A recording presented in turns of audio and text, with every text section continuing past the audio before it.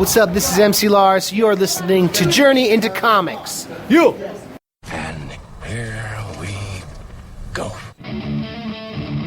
Ladies and gentlemen, you're listening to Journey into Comics, a podcast about comic books, video games, movies, television, and everything nerd with your hosts, Nate Phillips and Brandon Stone.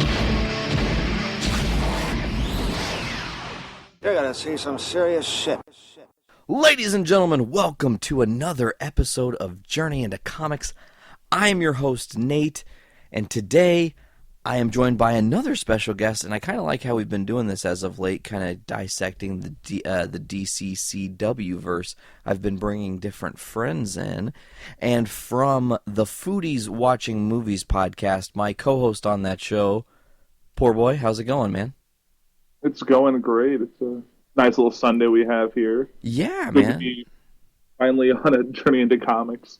Yeah, it seems like this has been building a long time, and we've tried in various circumstances to make this play out how we wanted it to. But we finally have you on like an episode, and we can really get down on some stuff. Today, the show was set up by like you were like, hey, this is how we should do it, and I'm really excited because it's not often that I don't at least have some say in the show's like rundown, I guess. You're cutting out. I'm cutting out. Oh no, that's unfortunate. The thing is, well, okay. So, anyways, what I was saying is, I'm just excited today to have you having done the rundown. Yeah, it was. I was trying to think back because like some of these finales were last week or 2 weeks ago, but like I was trying to think about Legends, which ended about a month ago. It seems like now. It was kind of fun to think back on how that season played out. It kind of pulled bits and pieces from all the current shows that have, like with Arrow and Flash and everything. You could see all of those kind of fall out from the Legends season we had. Man, and it's crazy to think about like some of the series regulars on Legends and how they were really important parts of the Arrowverse. Like Arrow is the show first before they moved to Legends. Like you look back at like Brendan Routh's Ray Palmer. I loved him in season 3 of Arrow. Yeah, he really brought a lot out. Like he was that kind of the polar opposite of Oliver Queen. He was all business, all brains. He took over Queen Consolidated and kind of ran it in his own direction. And it was kind of able to give a side story to the whole Felicity Smoke, gave her more to do outside of Team Arrow. Correct. And it was a great way to introduce that character, and then of course with Sarah Lance, that's Katie Lotz, I think is how you say that last name. Yeah. She was also a very integral part of Arrow, and now has a leader role. I mean, she's the captain of spoiler alert, season 2 of Legends of Tomorrow of the Wave Rider. Just to get down to it, and I know Blaine and I touched on this a little bit, but I really want to get into this. What did you like? What was your reaction once this season of Legends was over? Now, season 1, just to me, was like, wow, that was a really good story. Oh my God, they brought in the Justice Society of America. What's coming next? Yeah, I like that they were able to they did a lot more with the history of all these minor stories within the DC Comics world that like they couldn't really make them stronger in one of the regular shows. Like you couldn't have a Justice Society episode of Flash as easily as you could on Legends. It was kind of a way to highlight all these minor characters because that's what the Legends show is. It's given these all these characters that have great stories but just can't fit those in the overall plot of the main DC shows that is on CW right now. Yeah, well said. Hold on one second. I'm going to have to cough. For some reason, I got a weird tickle in my throat today, folks, and it's really ticking me off. Goodness. Okay, that's better. Yeah. But one thing I loved was bringing in a villain team to kind of go with the legends. Because the whole Vandal Savage thing was a cool story, but it was like they didn't really. It wasn't as easy. It was just one guy and then just chasing him through time. This one was a team of villains we've all seen before, working together to combat a team of heroes we've seen before. It was, I don't know, I thought it was a really cool villainous choice. It was great because it was almost like an all-star cast of the villains. Like, I mean, you had Damien and Malcolm and then Eobard.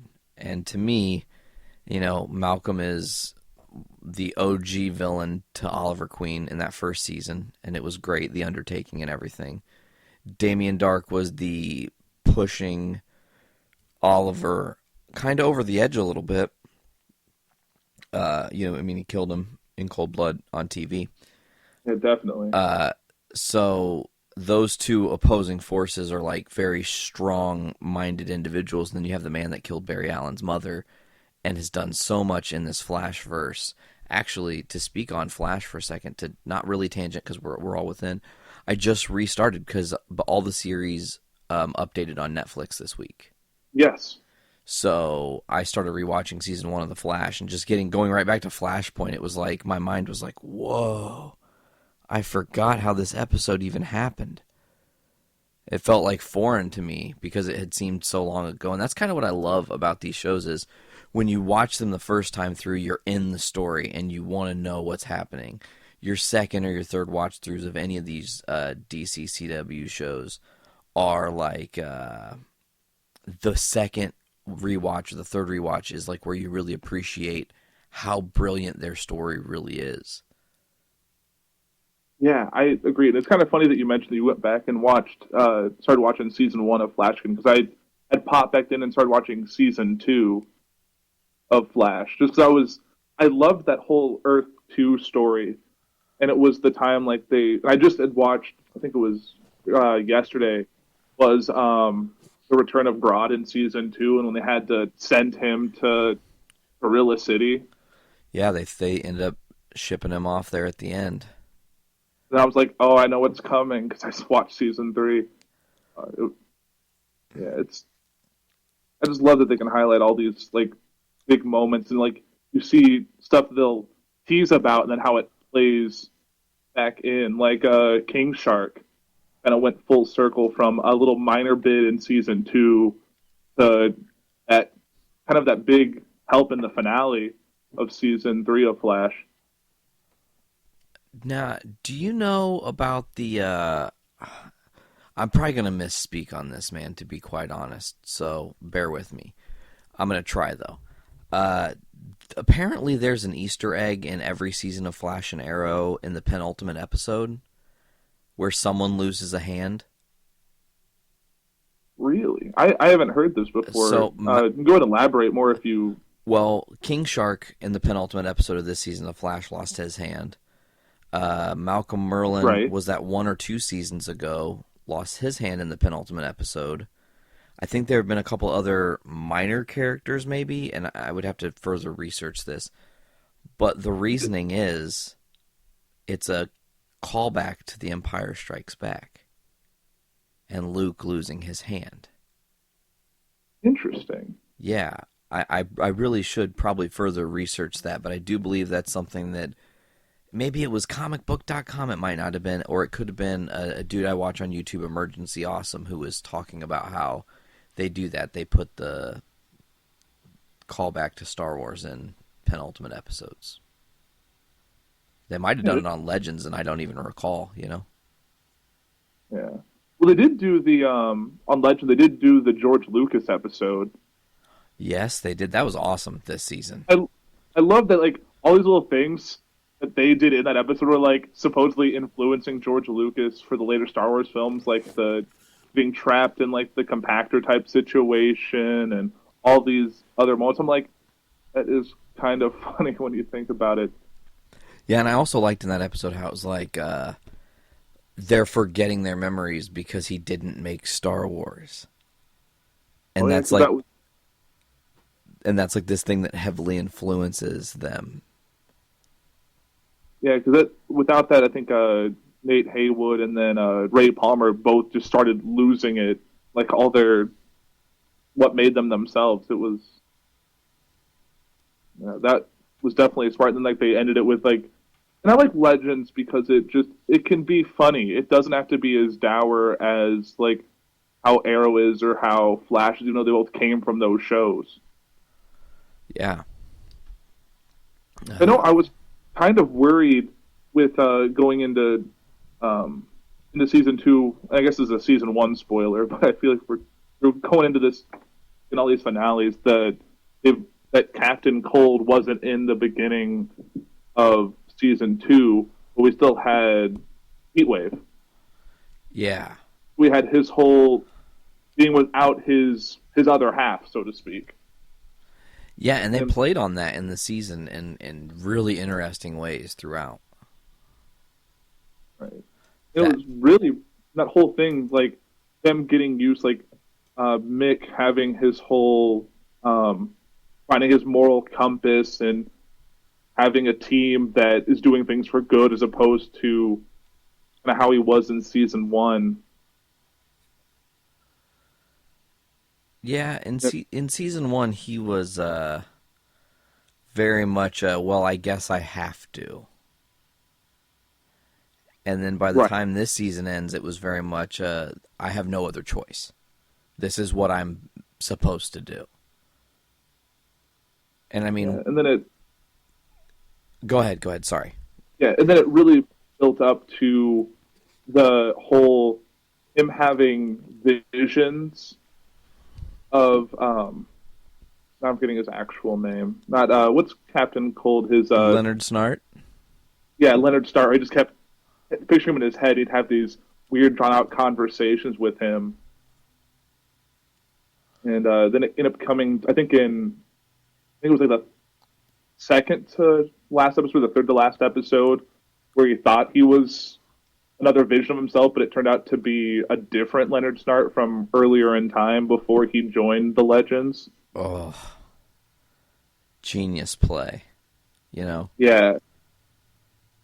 Because I thought too, I was like, oh, he's having visions again. What are they going with this? Like, why they keep making Mick see these visions? And then it was really Leonard Snart. And I was like, what? I did not see that coming. Did you think that this season suffered from not having a lot of Rip Hunter? I think it was because I mean he was like sprinkled throughout episodes, but he wasn't a part of the team, a main focal point. Right. Well, I know at the beginning when I first started watching the show, I was kind of not upset, but it seemed weird they had the lack of Rip Hunter because he was the one who recruited them. It was his ship. It was his journey. But kind of as I got later in the season, I realized that when Vandal Savage's chapter kind of closed out, that was also Rip Hunter's mission, basically from the beginning, was chasing Vandal Savage through time. So they're both stories kind of ended. So it worked by the time we got to like the finale or towards those last few episodes where he'd kind of come back. But it did feel a little weird not having him in the beginning of the show because he was one of my favorite characters. Yeah, and I love Arthur Duvall, right? Darville? Yeah. I can't remember how to say his last name because I don't have it in front of me. Darville. It is Darville, right? Yeah. He was Rory in Doctor Who, which was awesome. But I loved how they brought him back in this season. Like, and the way they used him as the catalyst of the story, and the way that it was like the Spear of Destiny was another part of Rip's mission. I do find it odd that there was no mention of Hawkman or Hawkgirl whatsoever this season. Right. Yeah, that was something that, like, it was such a heavy part of season 1, and then they just left in the finale and then, like, never heard from again. Like, not even, I mean, and Ray was in love with Hawkgirl for a while there. Yeah. So you would think he would say something about her, anything, but it's just like, nah, it's cool, we don't need to mention her. Yeah, also, like, I would have liked to see him come back, especially, like, when they're doing all the JSA stuff, at least have a mention or a a cameo or them come back in some capacity. It's like they just went to be never heard from again. You assume they're alive somewhere unless either part of Flashpoint messed with their existence too or something. But Yeah, that's a really bizarre. That's a bizarre way to look at it too. My thing I was going to ask you is, do you think maybe the intentional avoidance of mentioning these characters is to divert us from thinking about them? It's a comic book tactic. You just don't write about them, don't mention about them, and then when they come back, it's an epic thing. What if they're planning for like some mega DC thing for the TV verse? You've got Black Lightning coming. I know they said it's not a part of the Arrowverse as of right now, but anything is possible through multiverse traveling, and the Flash has access to that. Supergirl has access to that now. Are they building towards something like that, you think? I think it would be amazing if they did almost a crisis level event between all the DC shows on TV and even have a blip in one of the movies. Like, if they could somehow pull that off, just have something that affects every show that's DC related on every network, that would be an unprecedented level event that would, I think, draw everyone's attention who has any interest in superhero shows. I don't know. I think it would be something that would be intense to pull off, but I think the reward would be magnificent. And it's something that would put DC ahead of Marvel if they could pull something like that off. In an instant. I mean, I'm sitting here thinking about what you just proposed, and the idea that, say, across all the CW shows plus Gotham, which we're going to get into this later, but with what that article you sent me was kind of saying, the term Earth 3, there's somebody else who's in Earth 3 right now. And that connection makes me curious if they're at maybe some point going to actually make that happen. But we'll get to there when we get there. Right. Just to think about like all these shows pulsating on, there's something so big that we absolutely have no chance of stopping. And everyone doesn't know what to do while also interconnectively telling stories that are small. Like, oh, villain of the week, but we're still focused on this super humongous big bad that's coming. And we don't know how to stop it. And we went over to Central City, and they don't know how to stop it. And then we went to Star City, and they don't know how to stop it. And then we went to, where is Supergirl? National City. Right. And they don't know how to stop it. And then it's just like consistently getting feedback from characters and just making it essentially a whole season massive crossover in some regard. Mind-blowing. Yeah, I know it would be tricky to pull off because schedules and locations of filming and everything would be a logistical nightmare. But if they could make it work, oh, they'd have my money forever. It's like almost like making a CW TV show tied-in movie, like a cinematic feature featuring the casts of all these DC TV shows. Okay, now then that you say that, now that makes me I know this is different because you got to think there's essentially 23 hours of programming per show for the CW shows because they're 23 episodes, except for right now Supergirl and Legends are still at 16. But would the payoff be, instead of doing it as a TV event, do it as a 2-part movie almost as big as the Avengers Infinity War Gauntlet story looks to be? Right. I think there's the audience there. And like Stephen Amell has come out saying that like he would love to see an Arrow cinematic movie with him as the main character pulling in all of these side characters. But I think if you could pull off an event like that, you could film it in the summer so it wouldn't affect any of the continuity of the filming of the shows. You could bring in everyone into this. You could have it tie off the cliff. You could have all the show's cliffhangers tie into that movie. So you have like a month or two of like waiting to see how this is all going to play off in the movie. Get the hype up. You wouldn't even need to really.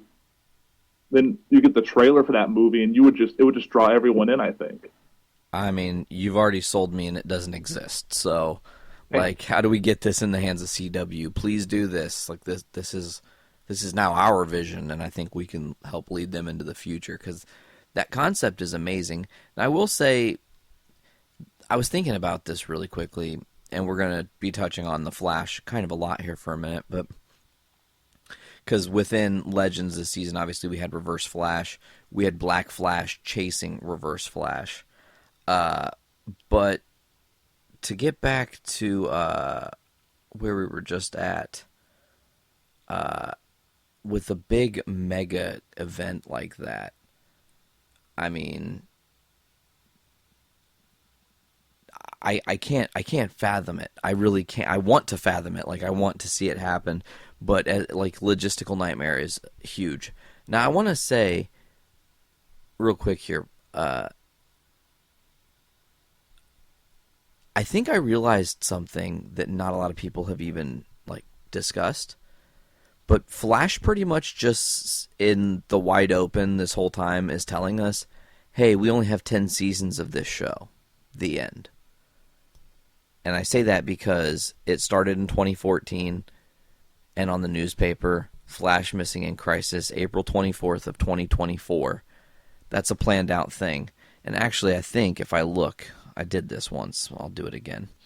If I look, I believe that's on a Tuesday.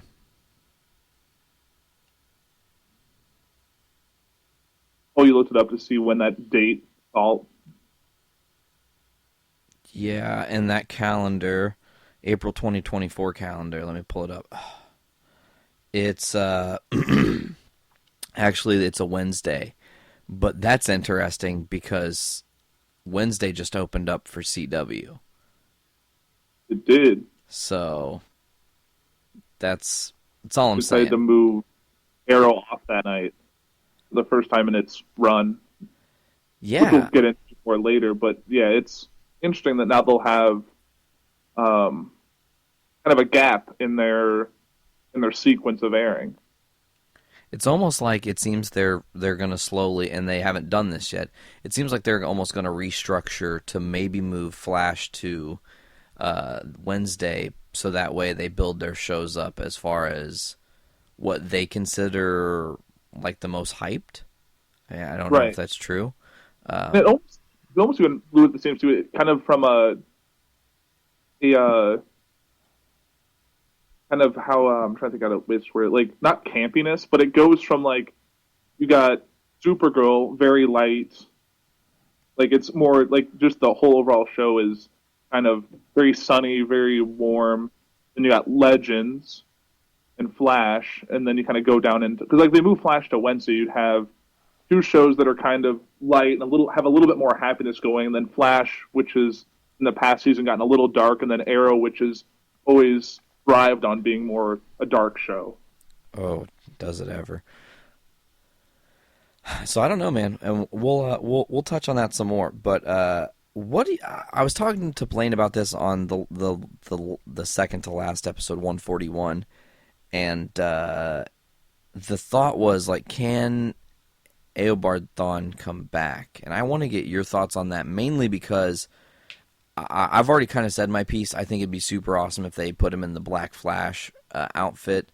But then there's the argument of what Flashpoint did. It's very timey-wimey. So, I mean, if you're CW writers, if you're Kreisberg and Berlanti, how would you bring Reverse Flash back? I mean, how do you do that? He seems such a meaningful part of Flash lore, you know? Right. Well, I think like you look from the comics from like the original origins of the show, Flash and Reverse Flash are two sides of the same coin. Really, they both need to exist.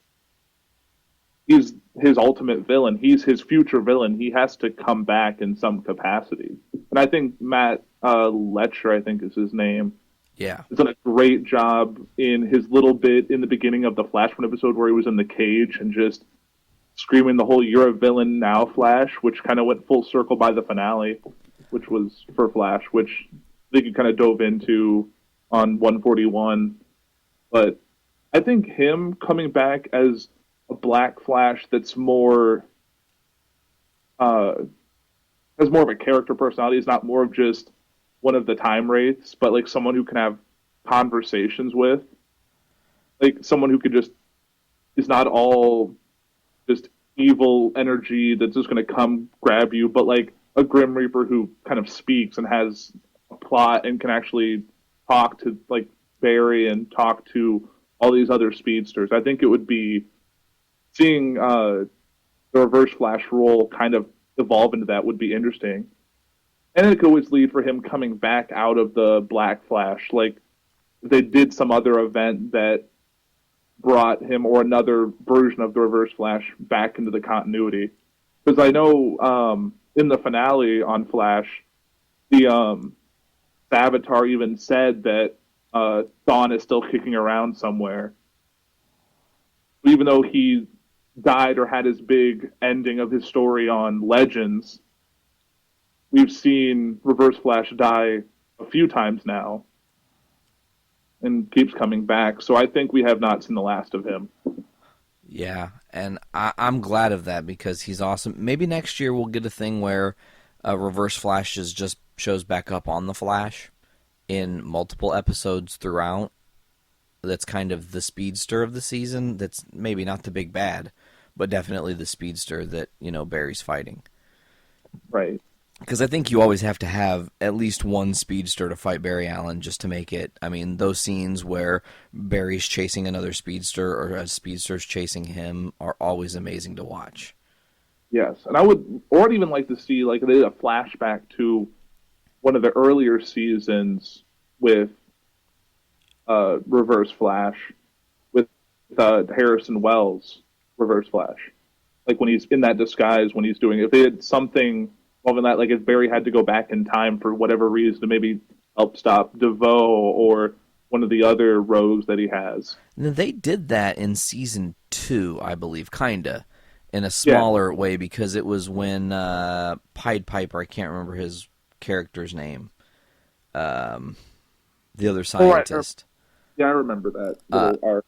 Yeah, and then Barry beat up Barry, and then they realized that he was a fake Barry, and then Reverse Flash realizes that Barry knows the truth, which is that he gets defeated by Barry because Barry's obviously there, so his plan doesn't work. I mean, the show is so good. There's so many moments like that, you just almost forget how timey-wimey it is. Right. And then here's a crazy thing. I don't know if you noticed this. Like I said, I was rewatching Flashpoint from season 3 and to current. The cell that Eobard is in is from Earth 2. It's the cell Jay Garrick was in. Really? Yes, it is. I'm 100% certain. I didn't even pay attention to it before, but when he was like, "What is this? Some sort of glass that dampens my powers?" And I was like, "Yeah, where did that come? Oh my God! There's only one place it could have come from. Like, duh." Hunter Zolomon used it all last season. How did I not even put that together? Right. Speaking of Hunter Zolomon, I would like to see him back in. Oh, Teddy Sears, and he's off from 24. They cancel that show, or they put an event series, or whatever. So he'll come back eventually, but not. Yeah. So he could I would like to see. If you saw Zoom and Reverse Flash on screen at the same time, I think I would just lose it. Man, if they had an ultimate evil speedsters team up against Team Flash, that'd be incredible. If he had to team up with Barry and his villains to fight a more evil speedster. Ooh. Somewhere they had to put how we had to kind of get together with Leonard Snart in the finale to kind of help a more ultimate purpose. Let's put this aside. I know you killed my mom and are wreaking havoc on everything, but right now I kind of need your help. Fucking stop. Dark. Yeah, it'd be interesting, but I don't know. I don't know if anything can beat the seeing Jay Garrick, Barry Allen, and Wally West in a team up. That was so just phenomenal. That was oh, I can't believe we're actually seeing that. It's weird. Go ahead. Sorry. Yeah, and that kind of leads to something else. With Legends, how it can exist by bringing all these characters that had kind of small arcs on their respective shows, give them a bigger piece. Do you think there's room for a speedster hero on Legends? Man, I tell you, I've been calling for one of two things to happen, and it's hard for me because I can't remember all the time what's been actually spoke on JIC versus what hasn't been, and it's just been in private conversation. So forgive me if this is something you've already heard me discuss. Personally, either Legends of Tomorrow needs to shift at some point and become the JSA show, essentially, or they need to make a JSA show because Jay Garrick needs to be on screen more, in my opinion. He is the speedster that needs to break out of just being in the Flash TV show. And as you said, go elsewhere. Maybe it is Legends for a while. I'd be cool with that. What if, okay, just fantasize with me for a second, if you will. They've said Matt Ryan is definitely Constantine in that verse. They can bring him anytime. Right. And then they already have him on that animated CW Seed show. Correct. Vixen is also a CW Seed show, I believe, right? Yep. So and was on Legends last season, at least another Vixen, but correct. My question is, how awesome would it be if we had Matt Ryan's Constantine on the Wave Rider with Sarah Lance and Ray Palmer and Firestorm? You have to have Firestorm and Jay Garrick, and then maybe like one or two others. Obviously, Nate Haywood would be great as Citizen Steel, and you know, I think about that and like the dark weirdness of Matt Ryan's Constantine mixed with Jay Garrick's just kind of like, God, the guy that plays him, John Wesley Shipp, does such a good job of almost being like a New York construction worker type as his Jay Garrick from Earth 2. Right. Did you ever watch the original Flash show that he did? A little bit, yeah. The one with that had Mark Hamill as Trickster originally. Right. I know he said that, like they've interviewed him, he said that he plays Jay Garrick as a 20, if he's been the Flash on that show for 20 years, like that's his personality, which I think is kind of awesome for him to kind of revisit that character in a different way. Yeah, man, and he looks so good as Jay Garrick. Ugh. Of course, last season that was what I was calling for. I was like, oh, be Henry Allen. That would be the coolest twist. And of course, it ended up being Earth 2 Doppelganger. And it gave John Lipscomb something more to do on Flash than just be Barry's dad, which was great, but he was in like a handful of episodes behind a jail cell. Then a handful of episodes missing in action because he's out of jail. Right. I would love to see like a mini arc of him. Like it could almost be. I know we're kind of going a little off topic to the Flash, but if he was mentoring a Wally West in the beginning of Flash for like the 4 seasons, being almost fatherly to a Flash world without Barry around. That would be cool. Like, I'm only going to help out until I think you can handle it by yourself, Wally. Right. And then when I know you've got it, I'm gone. I got my own Earth to protect, you know? And that begs the question, are we going to get speedsters from other Earths coming to kill Earth 1 Barry Allen? Because that's the other thing I've been wondering. Reverse Flash, technically speaking, should have the ability for multidimensional travel. I mean, he's from the future, so he should already know, and that technology existed by way of Barry Allen, so how Reverse Flash doesn't have the capability to go through the multiverse would be shocking. What if he has went and recruited already all these speedsters that when certain things start happening, they know it's their time to go and take on Barry Allen?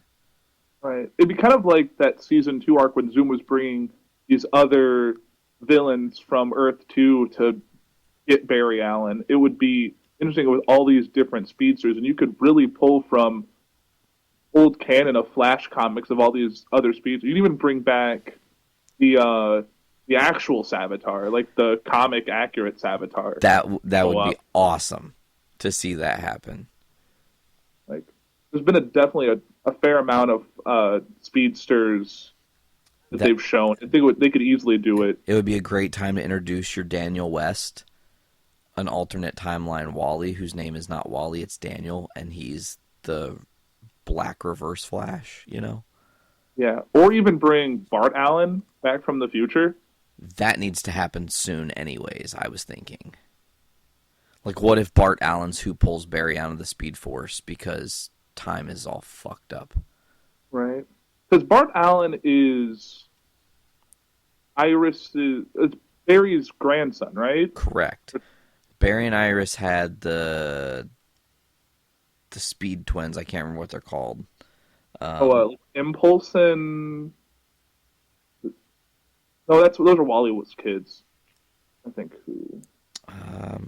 I don't know. I'm still in New 52 world, so ow. Ouch. Sorry, my cat bit me. Oh, that sucks. Damn kitty. Barry Allen kids. Allen kids.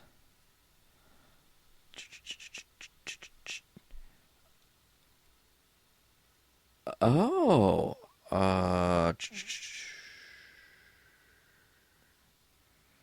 Why can't I just find this? Easy. Oh, the Tornado Twins. Dawn, D-O-N, and Dawn, D-A-W-N, are the Allen twins. Interesting. And they birth one of them. I think it's the boy Dawn is the father of Bart Allen. Yeah, because he's from. You can correct me if I'm wrong, but is Bart Allen from the same time period as Eobard, or is that a different time? Actually, I don't know. Or is he earlier? Well, weird. Okay, this is very timey-wimey. So, per this article, the answer to your Bart Allen question is yes. Because Dawn and his twin sister Dawn were born in the 30th century. Okay. Which means that Barry and Iris have found a way to essentially live forever. Well, because I know what I read, the whole, the Jeff Johns Rebirth Flash that came out like 5 or 6 years ago. Maybe a little before that. It's like a 12 episode run of just kind of bringing Barry Allen out of the Speed Force where he left in Crisis. Yeah. And then how he was adjusting and how he came back to, even though like so much time had passed, he was still in his like 30s and Iris was still young, and so they kind of kept that whole continuity that way. Yeah. I want to say lastly, I'm learning this fact right now. That's why I'm bringing it up on the show. Don, the boy, married Melanie Thawne, and fathered Bart Allen. So Bart Allen's also a Thawne. He's also a Thawne, and he was Impulse, Kid Flash, and the Flash. Melanie's father, Earth's president, worked with the Dominators in an attempt to invade Earth, fighting alongside the Legion of Superheroes, which we know is going to be showing up in Supergirl at some point here. The Tornado Twins gave their lives in a successful effort to stop the Dominators' invasion. Interesting. We've already seen the Dominators. Correct. So all these things are kind of spiraling around themselves, and to have Bart show up would be really the bee's knees. Yeah, definitely. But we should really, man. We could sit and talk Flash all day. Yeah. Really, and maybe we should at some point, me, you, Blaine, and anybody else we know should have a big like Flash panel where we really like go season by season and really dissect, because that show is really intelligent writing, and I will say that although I love the Flash, it's not my favorite DC TV show, and we'll get into that later. But I do want to say, man, I loved this season of Supergirl. Oh yeah. I think the villain choice was finally something that worked. Like, I think having Cadmus be kind of the villain at the beginning, but then bringing Daxam essentially to life and bringing that whole story, bringing Mon-El and bringing his parents in. I really enjoyed that. Yeah, they did a really great job this season, I felt. I think they made up for being limited by being on a different network. They kind of made up for that in Mounds this season. Like, they brought in Luthers, they brought in I think what else they brought in? They brought in like Miss Marsh, and they brought in all these people they couldn't really use on CBS. I mean, they brought Superman in. Like, that's kind of crazy that we have a Superman on TV again. Like, it's and in the movieverse at the same time, in a world right now where DC doesn't typically allow that to happen. I mean, look at the Suicide Squad getting axed from both Arrow and Flash. There were supposed to be Flash stories last season with the Suicide Squad that got kiboshed because of the movie coming out. So, and then of course there's the whole possibility of the rebranding of the Suicide Squad with the Animal Squad. It's like, what was it? Cupid and Grodd and King Shark, and I forgot the fourth one. I'm not quite sure. I can't recall either, but no, Supergirl this season was great in a lot of different respects, because to me, with this show, it does a great job of telling you, and we're going to break it into a little bit of a different part of Journey into Comics right now, and we're maybe going to offend some people, and I really don't care, so that's fine. But one thing I really appreciate about Supergirl more than anything else is their ability to be, I don't know how to word this, but like, they are politically aware, I guess is the way you'd say it.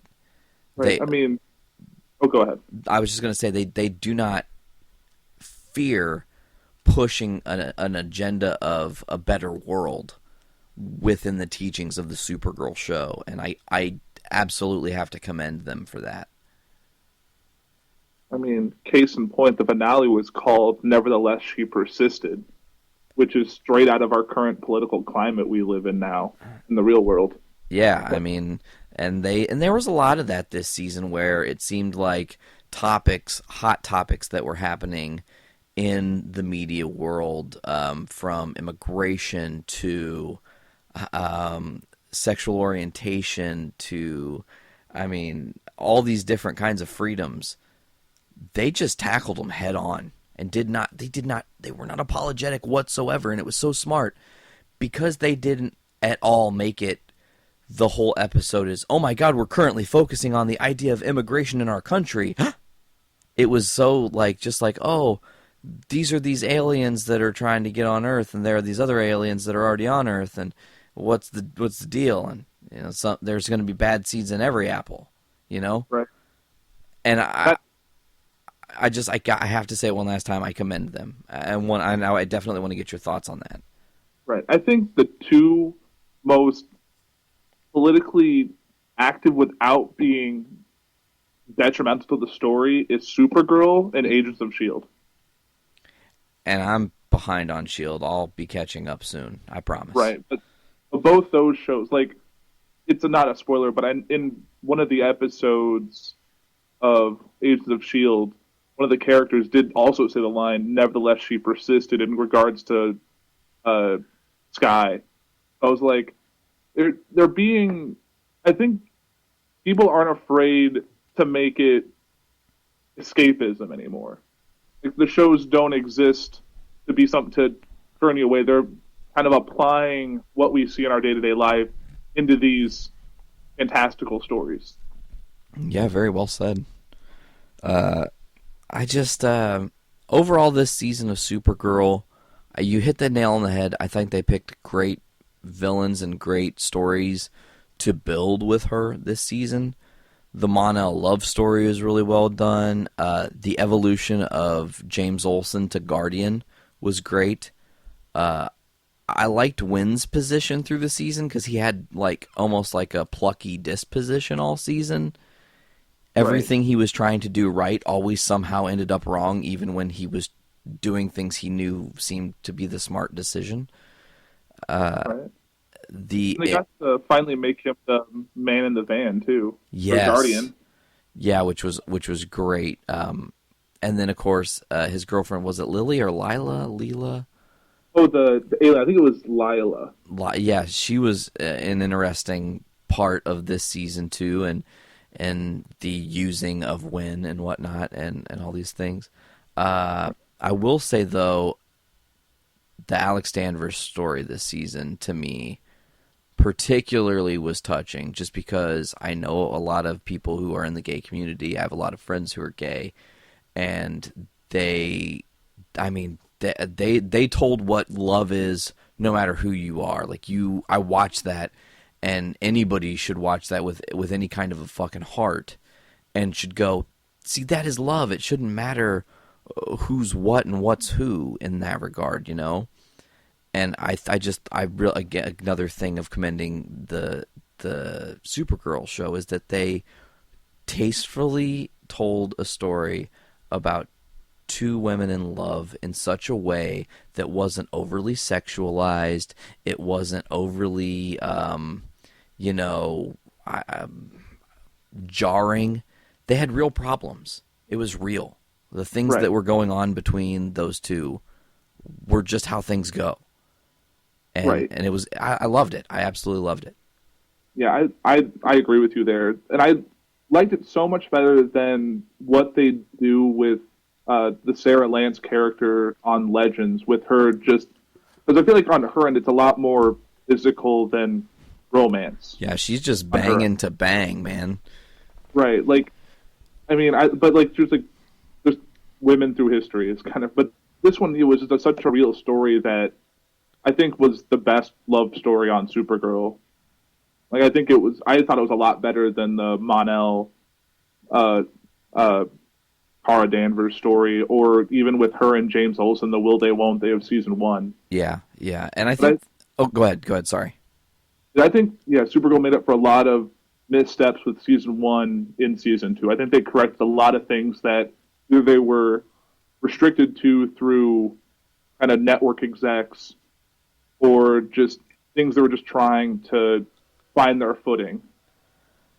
Yeah, and I think that was a lot of the influence of Berlanti to make it right. I mean, that's kind of his MO, man. To see how Greg Berlanti and co work is essentially like he's still pissed off at DC for throwing him under the bus for Green Lantern, and the only way he can get them back is to make the best product they have on any forefront. And of course, I can't say now at this point what my opinion of the DC extended movie verse is. I haven't seen Wonder Woman yet, but everyone is raving that it rights all these wrongs and such. Have you seen Wonder Woman yet? I have not. I want to, though. I just didn't have a chance to see it this weekend. Yeah, that's pretty much the same sentiment here. But like you, I've heard nothing but like this is finally the DC Extended Universe movie that sets the right course. Like, if this is the new course, I have faith in Justice League, kind of thing. Yeah, I mean, we can hope, you know. Right. But to go back to Mon-El, we were talking about Mon-El, and you were discussing the how it wasn't your favorite, the love storyline there and whatnot. I want to say quickly, that storyline was essentially Mon-El wearing the stupid hat until he didn't. Like, he knew what he had to do to be the man that Kara wanted him to be, and he just was kind of being stupid. And then on the flip side, he was doing everything to profess his love to her. At the end of the season, it was like the first part versus the second half.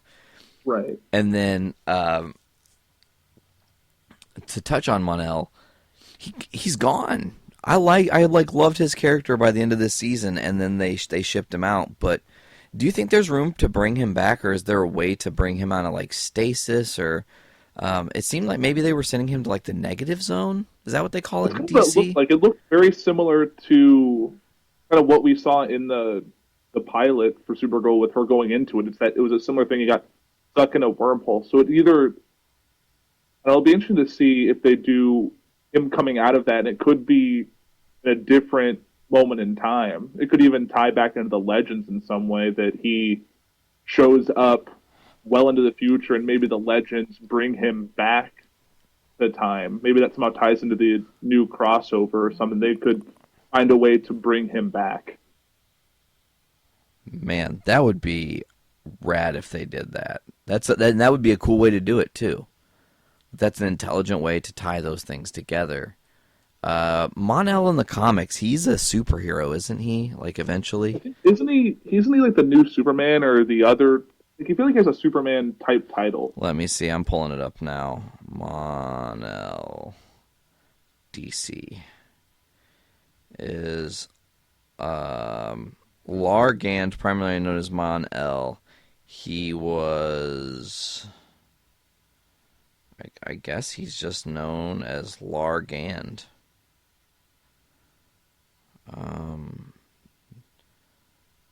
Let's see. Oh, aliases here. He was weird. Like, this is very strange right now. They called him Bob Cobb, Marvel Lad, a.k.a. Legionnaire Lemon, Valor, Mon-El, Champion, maybe that was the one I was thinking of, Jonathan Kent, and Mike Matthews are his notable aliases. And he's been a part of the Legion of Superheroes, Science Police, Justice League, and the Green Lantern Corps. Huh. I pulled up the wiki on it. It looks, there's a piece here. It says, in the Final Crisis Legion of Three Worlds mini-series, which follows Superman and the Legion of Superheroes, Mon-El is rescued from the Phantom Zone by his teammates. Upon leaving the zone, Mon-El once again suffers the effects of lead poisoning, but is inoculated in an antidote created by Brainiac 5. So, it could be something they could do. And I guess even Larry becomes one of the Green Lanterns, which would be interesting. Hey, and there's another way to tie Green Lantern Corps. They still are avoiding... you know what I will say? I want to talk about this as an overarching thing. This was the first season in a while we had no teasers or reference to Green Lantern in the DC verse. That is true. At least not that I noticed. I never had any moment where I was like, oh, that's a Hal Jordan reference. But didn't they... I think there was... Wasn't there like a jacket or something in one of the shows that... I think there was a reference to something in one of the past seasons that's related to Hal Jordan. It was season 2 of The Flash, I think. There was somebody somewhere in Keystone, I think, that had the Jordan name tag on their fighter pilot jacket. Right. And it was just like a quick thing. Or maybe that was Arrow? I don't know. It was. I think there's the effects budget. They could easily make it work on a TV level. It doesn't have to use the ring for every single thing. And it could be, if they can make all the stuff they do on Supergirl and all the other effects they do for their other shows, they could easily pull off that effect. I agree. I mean, the only thing is with a Green Lantern film in the pipeline at the movie level, will they let it coexist? Well, I think maybe this is something we don't see. Maybe this is DC's big ace in the hole. Justice League isn't until November. We are in June here. There is zero mention of a Green Lantern whatsoever on the TV verse. He's not been in the Justice League movie verse yet. Maybe that's where they're going to tie this all in together, and maybe at some point they'll announce a Green Lantern TV show that's also tying into the Green Lantern movie, and that's where DC will interconnect. I don't know. It's pure speculation. I'm not sure. Yeah, it would be interesting to introduce a character on one of the shows that would get his own movie. Yeah. I don't know if they could, because I think if you did a contract, you could get a bigger name star in for 4 episodes of a TV show before getting him his own movie. Like, I think they could easily work that contract out. I think it would be a slight to, like, the main characters of all these CW shows that don't get that opportunity, but I think if it connects the two worlds, I think it would be a good thing. And then that's going to beg the question: if they do tie these two together, you now officially have multiple versions of at least two major characters in Justice League, in Barry Allen and in Superman. Right. Which we had Superman this season in the first 2 episodes, and the last one in a 3rd episode, I guess you'd call it. Right. In the penultimate episode, Superman was kind of in for a second. You're like, hey, it's Superman. Oh crap, it's Superman. Like, it was... Exactly.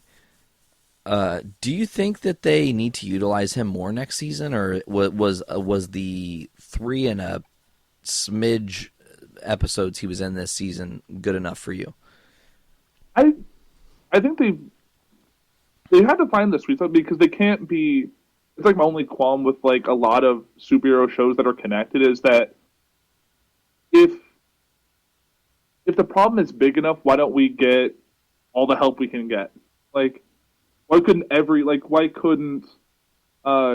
Barry Allen help with the Adrian Chase issue? Why couldn't Green Arrow help fight the Daxam invasion? Like, when's the problem big enough to need Superman, but not big enough to grab everyone else? I think it's almost a less is more kind of situation. Yeah, and like, there's... I don't think you could ever... Oh, go ahead. Sorry. Like, I don't think you could ever have like 5 episodes in a row, because then it becomes the Superman and Supergirl show into just Supergirl's story featuring Superman. Yeah, I think that was well So said. I think... Yeah, go ahead. Oh no, I'm just agreeing with you and allow you to continue. Sorry.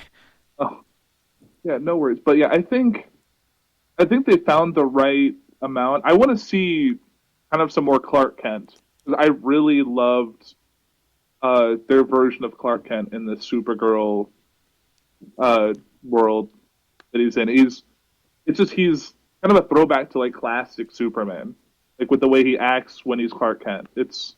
I really liked it. I want to see more of that with him ever putting the suit on. Like, yeah. if there was ever, if he was depowered for some reason and had like a couple episodes in where he couldn't suit up because he didn't have any powers, but was just Clark Kent, I think that would be pretty interesting. Okay, now I'm going to throw a weird one in your wrench. CW already has a Supergirl show, which means they already have a superpowered superhero like Superman on their TV verse. Would you ever see a point where they would almost like bring Smallville back with Tyler Hoechlin, but not as Smallville? It would just be a different Superman story spawned out of the Supergirl / Arrowverse? I think, even though I'd like to see more of that world of Metropolis with Superman, I think they've done it. Like, I think it would be hard to sell another Superman show on TV, especially with we're doing Krypton on, I think, Sci-Fi. Yeah. And they did 10 years of Smallville. I think, like, the only thing, like, I know when they were announced that Superman was going to be in season 2, I was kind of hoping they would have somehow brought Tom Welling as Superman. Like, somehow bridge the pre-DCW world to the current CW DC world. Man, and they could have. I mean, easily. Because if you had a Tom Welling, you could bring in all these villains that he had from 10 years ago. I think Smallville wrapped up, I think, like a year or 2 years before Arrow. Yeah. If I'm not mistaken. So, I mean, because they could easily have done, I don't know, they could have really brought some interesting characters in, but I think they were trying to be separate, or maybe Tom Welling just wasn't interested in revisiting that role, but they have definitely made use of all these classic characters who played parts. They've brought in, I'm going to forget her name, Wonder Woman. Linda Carter. They brought back Linda Carter. They brought back Terry Thatcher. Terry Thatcher. Dean Cain. Yeah, I just cannot think of their names right now. But yeah, they've brought lots of people from like Lois and Clark and Wonder Woman. They're bringing all these people and giving them a chance to play in that world again, but not play the person they played before. And I think CW really set that precedent with their Flashverse. You know, we were talking about that earlier. John Wesley Shipp, Mark Hamill, the gal that was the head of Mercury Labs was also in the original series. I don't know if you were aware of that. Yeah, and she was also at Mercury Labs in the original John Wesley Shipp The Flash. Of course, she was much younger then. I think it just kind of goes to the fact that the people who make these shows are as much fans of the world they write in or they work in, is that they want to see the people from their childhood, the people they've seen on TV, back into this world. Yeah, and the other thing, too, that's interesting is, like, you got to think that the people that are making TV shows and most notably movies now they were the generation that saw all the shittiest types of superhero movies and how not to do it. You know? Exactly. And these really campy superhero shows and superhero movies and all these things that were like the old school Captain America movie that's terrible, or The Punisher, or the Nick Fury movie with Hasselhoff. I mean, they're horrendous. You know, it's hard to get through. But it's like they're now at the point where the power's in their hands, and they are fans of the comics, and they've had time to have some of these amazing, unforgettable, life-changing comic book story events that shaped them as men or women, and now they have the opportunity to not only play in that world, but to really go, look, if we're going to do this, let's do this as fucking cool as we can. Right. And I couldn't remember, I've heard this on one of the Kevin Smith pods. I don't know if Kevin Smith said it or maybe it was Mark Bernard, but they said in the television world, the writer is king. So the writers have all the power to bring everything to life. There's not working with someone with their own agenda or these execs that want to see their own vision come to light by any means necessary. So you get these people that have been fans just, here's our tool, like, here's our toy box. Pick out who you want to use. Like, there's almost no restrictions from that TV side of what they can and can't do with respect to those characters. Yeah, and that opens up this whole other thing, and I was discussing this before, I think, with Blaine again, but the idea that, like, and this isn't necessarily Supergirl, but, like, and there are, in some examples, some characters on Supergirl, but, like, the one that really comes to mind is Cisco Ramon. They took a character vibe who has not been amazingly, in my opinion, written in the comics, and have stepped him up to one of the best characters. If they made that Cisco Ramon the comic book Cisco Ramon, which maybe they have, I'm actually not sure if he's in current continuity, people would be more likely to check it out because Carlos Valdez does just such a great job, you know? And that guy can sing. Yeah, absolutely. He's got some pipes on him. Now, real quick, I guess I need to. Well, you know what? We'll do that at the end. I'm going to ask you to grade each season at the end of the show because we're going to just move into the next season, which is the last season on CW we have to talk about, which was the last one to wrap up this year. It's the one that started the Arrowverse, which is Arrow. We gotta talk on one thing on Supergirl before we left. Oh, did I skip one? My fault. The last minute of Supergirl when there's that second ship that's leaving, surrounded by all those hooded figures, looking very ominous. No idea what they are. That line, I think it was like, "You will reign" or something like that, and then it just cut to black, and you're like, what? And they've just come out announcing that Reign, who I believe is from the new 52 Supergirl run, is going to be the big bad in season 3. Oh, cool. That's cool. I screwed up and thought that bulletin was with Arrow, so that's my fault.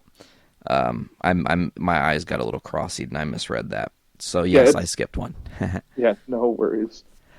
But also, before we leave Supergirl, I don't know if you had thoughts on the whole Reign thing, if you know of that character. I don't. I've not read a lot of Supergirl, and that's just my own fault.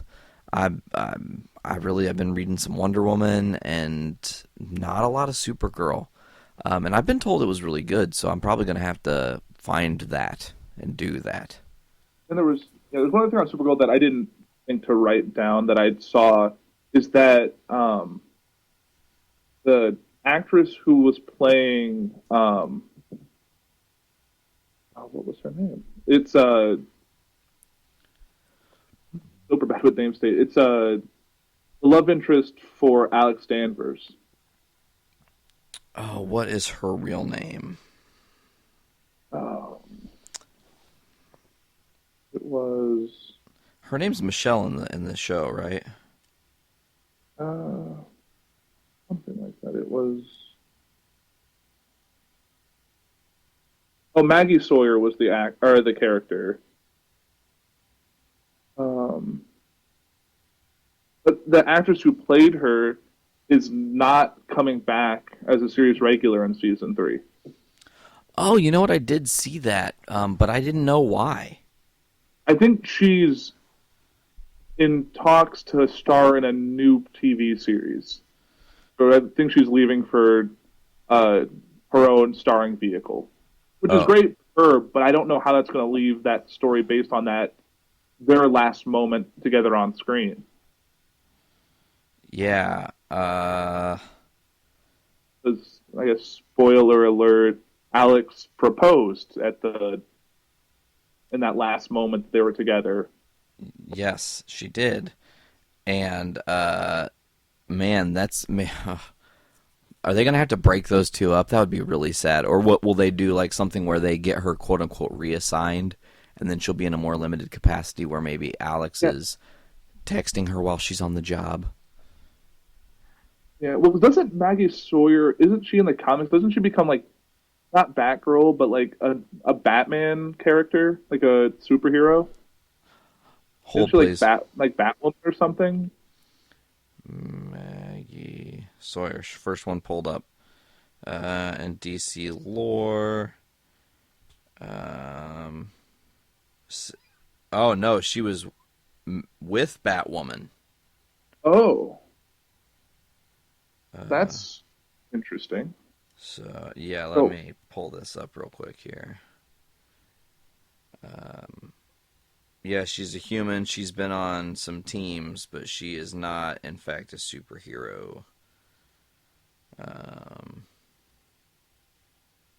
says here.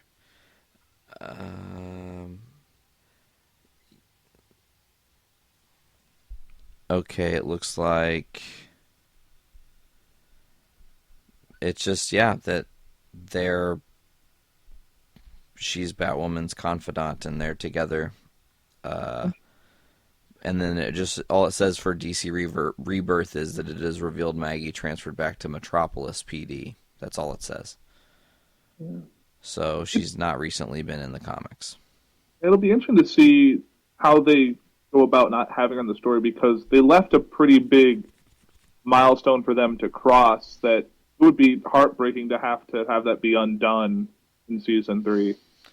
Yeah, and like I said, I think there are creative ways for them to avoid that by way of saying, oh, well, she's just on business, I think they've said she's going to do a multiple episode return in season 3, but they don't know what level that is yet.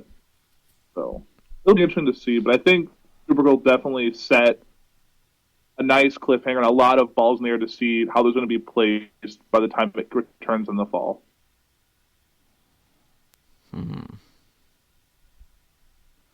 I think. Now we got to go. What's up? Oh, you can go on. You can finish up your thought. No, I didn't have a thought. I was getting lost in comicbook.com. Just notified me with some.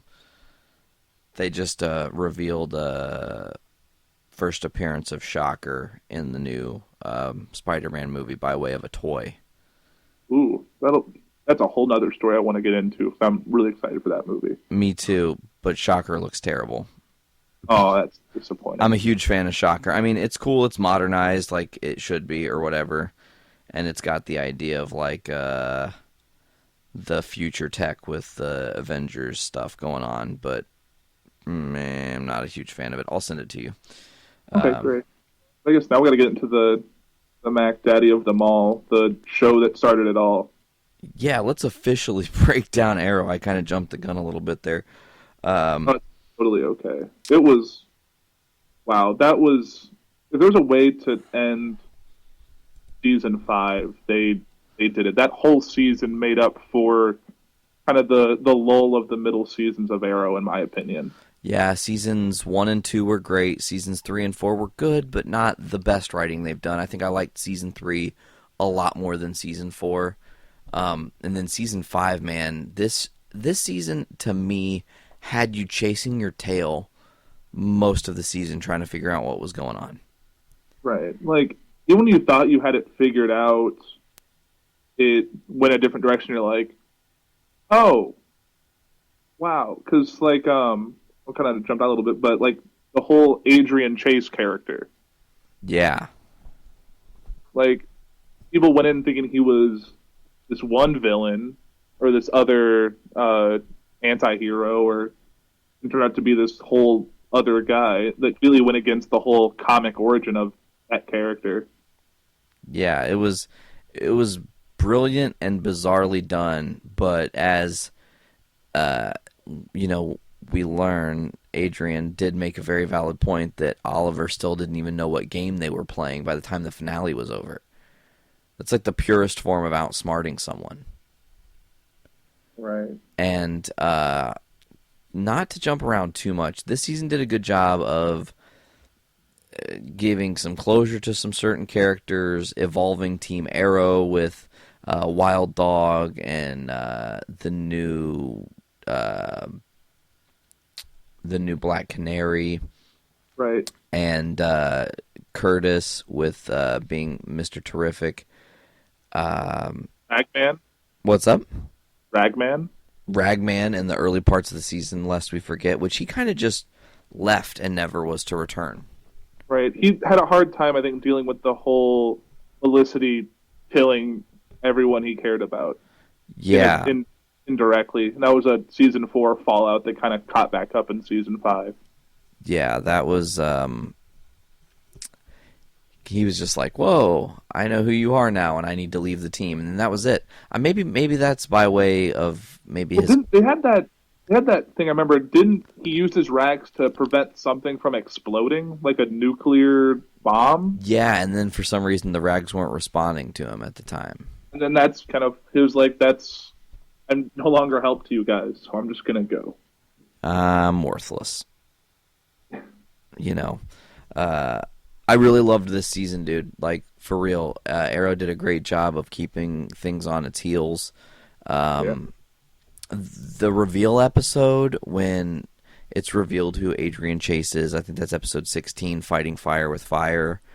I love the cascading music that they gave Prometheus, by the way.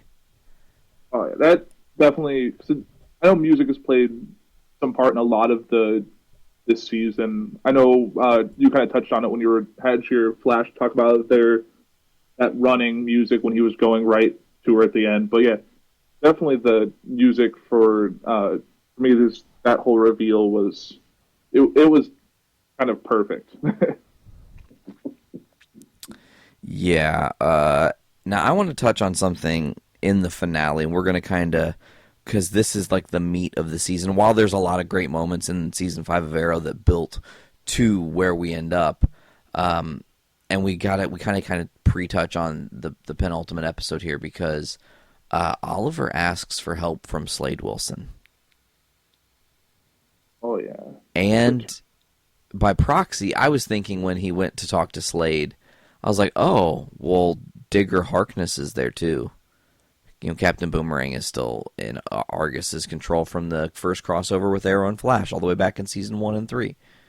The only other character to kind of exist in the DC extended universe and the TV show as well. True, very, very true.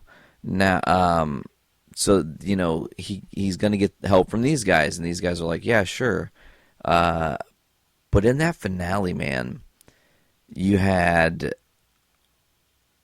everybody on Lian-Yu. All back to the beginning. Slade Wilson being Deathstroke, being a total badass in the purest of forms. Adrian Chase still 5 steps ahead. The reveal of William being held captive. Right. The reveal that the entire island is rigged with a dead man switch set to blow the whole island up. Right. And all the way up into that point, you have no idea what could be coming.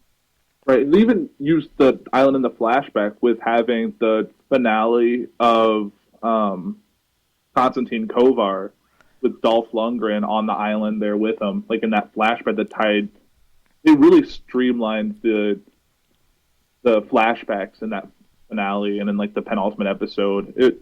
I think it worked really well. Do you think you could finish season 5? Like, okay, you know what I really want to have happen someday, and maybe somebody's already started working on this? I would love to have somebody take the Arrow footage and dissect it away from itself and do a full, like, essentially re-edit the show around the flashbacks leading up to the current story and tell it not intertwined.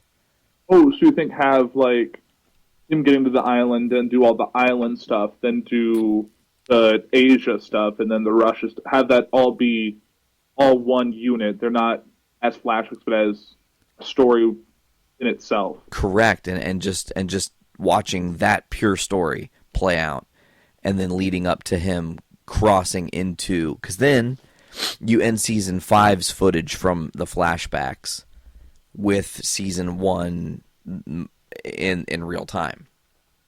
Yeah. But I have to ask, did you see the end coming? I knew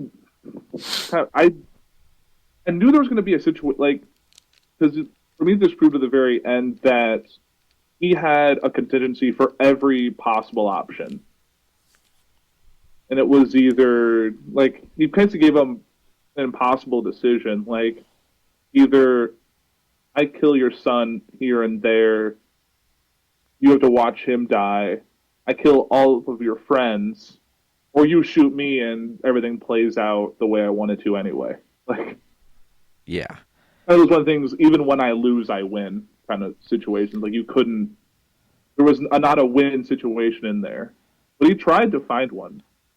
Like, Yeah, and I mean, Oliver was hard at work trying to keep everything super keeping everyone safe. A couple things I want to talk about here. The current Malcolm Merlin, which timey-wiminess with Legends, comes back and actually is going to help because Thea's trapped too. right. And I did not mention that. That was, because even after that whole thing with, when they thought that Deathstroke had switched sides and that everyone was working for Prometheus and they tried to escape, and then that moment that kind of fixed the issue with Thea and Malcolm, that she just felt like she hated him. And that moment that he chose to put himself before his daughter, that was a very powerful moment in that episode that wasn't tied to the overall story.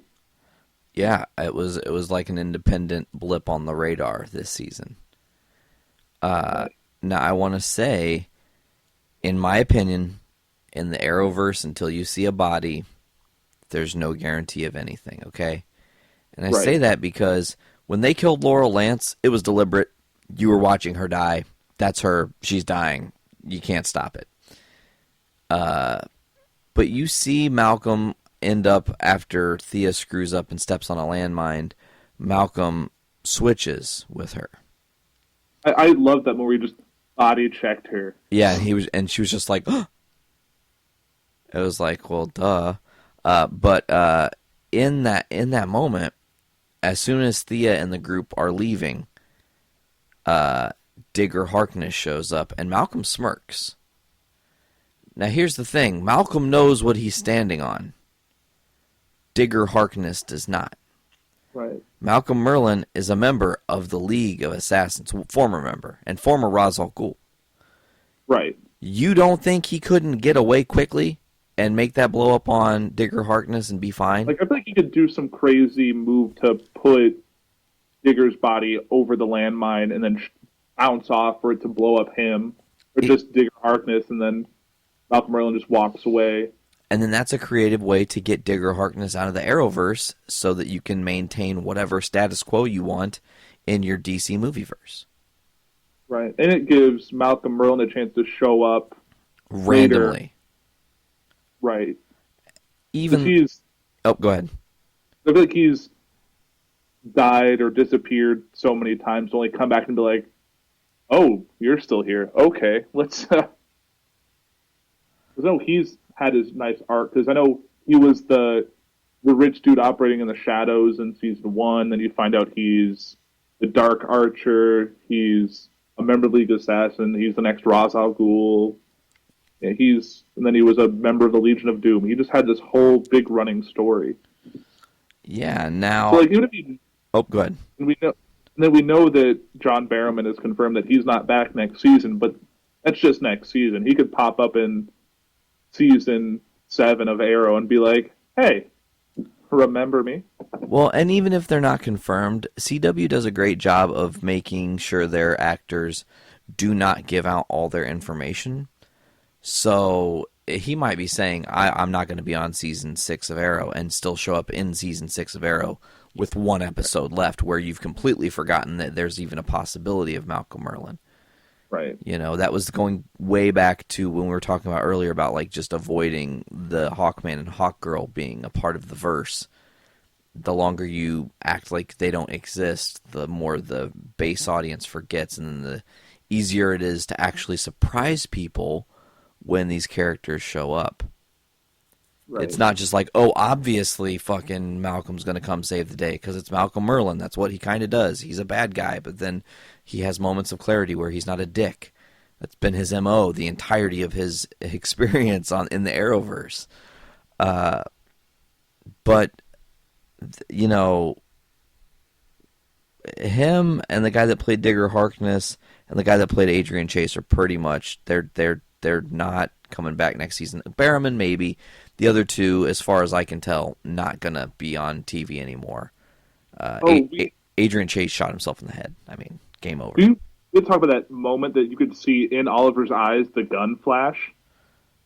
Yeah. That was a cool added effect that I think really at least has his kid under one arm shielding him from what's happening. And PTSD moment for him, too. He's in the waters where his dad killed himself. Right. And watch someone else kill himself. After that whole speech about how I'm trying to think of that whole speech. He talked about that whole moment of his childhood with his dad and everything, about how your son can still grow up or whatever. It was a really weird story, but having that whole moment was it was kind of just creepy, that whole moment up until he killed himself. Yeah, for sure. Oh man. We didn't talk about everyone else who was still on the island. We saw both Ghoul sisters fight in that episode. Yeah, Talia had never been used on TV before this season.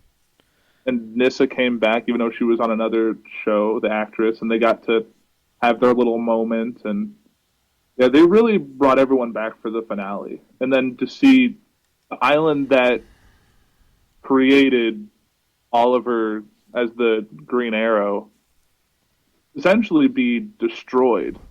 That's kind of how they left it. What kind of leaves us is who's actually getting off the island and who's not. Do you have any... Okay, here's my thoughts. When thinking about the way they left things, I'm worried for Felicity, mainly because her and Oliver started to have closure there at the end. Now, they haven't said that Emily Betts Rickard is not coming back next season. Obviously, she's still a season regular, so there's that. And they've proven before they can have somebody dead and still use them in interesting ways via flashback and whatever. And now that you have an opportunity to tell Arrow from the flashbacks being while he was learning to become the Arrow Right. in Starling City, then that's a way that Felicity can still be in the show, but it's her old self where she's behind a computer desk and doesn't really know what's going on and is being given all this misinformation and hear other things. Because to assume everything that happened in Season 1 of Arrow was the only thing happening in Season 1 of Arrow for that team is foolish. It makes more sense that there were other stories going on.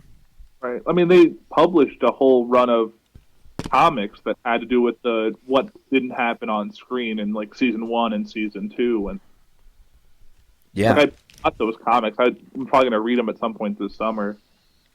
But yeah, they only touched on a couple big events. They could always do. I'm sure they're going to do flashbacks to Season 1 with the original suit and original Team Arrow, the original Arrow Cave, all that stuff. I think we'll have to do it. And with Laurel, with Katie Cassidy back confirmed as a series regular, they could do more flashbacks with her in it, but when she was just that lawyer or the DA. So they can do a lot with Season 1 flashbacks in Season 6. Yeah. And of course, the first 2 or 3 episodes could be Oliver panicking, trying to figure out who is alive or dead on the island while he's having flashbacks of the people he's fearing are dead on the island. Oh, like his first meetings, like Diggle, and because yeah, I have a feeling the first trailer for Season 6 is gonna be like Oliver with his son trying to, by like smoke and ash, going through rubble trying to find anything. Yeah, because I'm sure. I know some people are gonna get to the prison where they had Deathstroke and where they had Digger, that big underground bunker. That's probably where some of them got to. But there has to be some lasting repercussion. Yeah, repercussions that I don't know. And one person I think might not have made it is Thea. Oh man, that'd be hard. Thea wasn't really around a lot this season. Like they used her. They should shoot it up, I think, once or twice. They could shoot it up for the crossover episode, and then that whole big thing with the flashback to the episode where if Oliver if they made it back on the boat, or they never went on the boat, how their life would have been now. Yeah. But I feel like they almost, I don't know. If they left it there, I think that would be an extra level of pain for Oliver. That like every member of his family is now gone, and if the mother of his child is also gone, he has to be a father to William. And I think that's an interesting angle to take it. Make Oliver Queen a parent now. Right. So now, not only has he got his responsibility as the Arrow and the mayor, he's a dad. That's hardcore. A single dad, of all things, too. Like, who knows he's the Arrow, the son who's going to stress about him going out. He's going to have that extra thing of wanting to be safe for his son. I think that could be an interesting direction, if not at some point in this future season. Now that leads to another question. We know for a fact that Arrow has done a really good job of taking Batman stories and telling them as Arrow stories, or taking concepts of Batman and turning it into a completely original concept for Arrow. Do you maybe see William at some point becoming a young Robin type character in the Arrowverse, if this is the case and Oliver is the father who has to watch after him now? Like see him become he's like the new Speedy? Kinda, yeah, but he would be a different character entirely, and it would be, maybe they limit him to where it's just training purposes because he's super aggressive because, he watched his mother and a whole island of people get blown up and a dude blow his face off right in front of him. There's some issues. That kid's going to have some stuff to go through. I think they could definitely go an interesting way because the kid's what, 10, 11 now? I was going to guess 12, so yeah, I'd say... he'd be 10 because he was born... Oh, yeah, 5. He had this whole thing, in high school. He was young, I think, when they had that whole episode about the mother and him. Yeah, he was 16 or 18 partying. Laurel. Yeah. But he's not quite a teenager yet. He's the 10 to 12 age, probably. Yeah. So they could interesting because I mean, if they can do it on Gotham, they can do it on Arrow. Yeah, I agree. Now, my question is one thing that I'm clamoring for, and I said this earlier. We have the components to possibly have big things happening in the Titans show that's going to be on the DC distributed streaming service. I mean, they got both Jeff Johns and Greg Berlanti producing that show. Yeah. So my question is, you have these components where you have Wally West, who's very much in this verse, and now they brought Deathstroke back, and I guess the word I want to say is they gave him some clarity, which allows him to have a different role. Right. But does that... It's more like... Go ahead. He was more like how he was in season 1 when Oliver and they were on the island. He had that same personality. He wasn't more overcome with the Mirakuru or the fact that Oliver killed. He's more of himself again. He had that time to kind of figure his own life out. And he has a son to care for. Yeah, himself. which, Oliver used that as the bargaining chip. Here, I have information on your son who's going to become Jericho, which is bad, dude. But the question is, do you have Slade Wilson end up on that show as a key catalyst for the Titans, or do you give Manu Bennett and his Slade Wilson character his own, exclusive show? You maybe put it on the CW at some point, be like the first show where the big bad is the main focus instead of it being anything else. Or you had written in the notes. I think the thing is that... Yeah, go ahead. I was just going to say, you wrote in the notes that you were thinking Netflix, and I actually think that's a brilliant idea. CW has no proponent in that world. Right. So I know I saw a Twitter post that Manu Bennett put of when someone was clamoring for if we'll see more a Deathstroke show, and he said let your voices be heard, and then he tagged Netflix and Mark Guggenheim and all the people that are kind of around that whole Arrowverse. That kind of the only superhero shows that are really on Netflix or that are produced by Netflix are Marvel shows. Yep. And really, you couldn't do Deathstroke to his full level on the CW. I mean, you could do it. It could do more of the same, but he couldn't really. He's still restrained, and I think the CW is getting to the point where it has too much programming. You can't, unless the CW becomes the DCW and does strictly only DC properties, that there's only so much time they can do it. Yeah, and alternately, I mean, you could put this Deathstroke show also on the DC streaming service that's coming out in a couple of years. I mean, I think it'd be smart to tie it to the CW show, the CW characters. Well, and just be another extended branch of that. Yeah.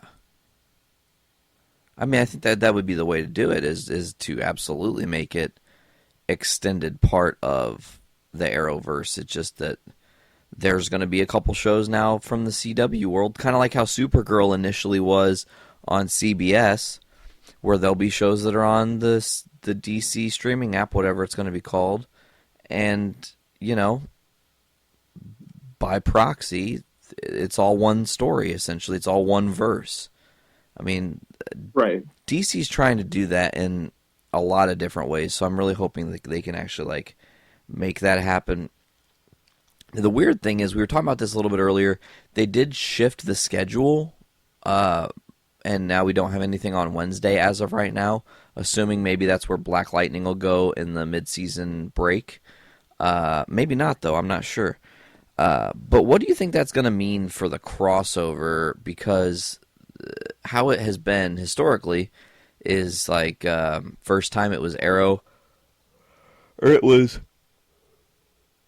Flash and Arrow. Flash on Tuesday, Arrow on Wednesday, and then that's when they did the crossover. You got one, and then you got the next. When you did the 4-part crossover, it was boom, boom, boom, boom, night, night, night, night.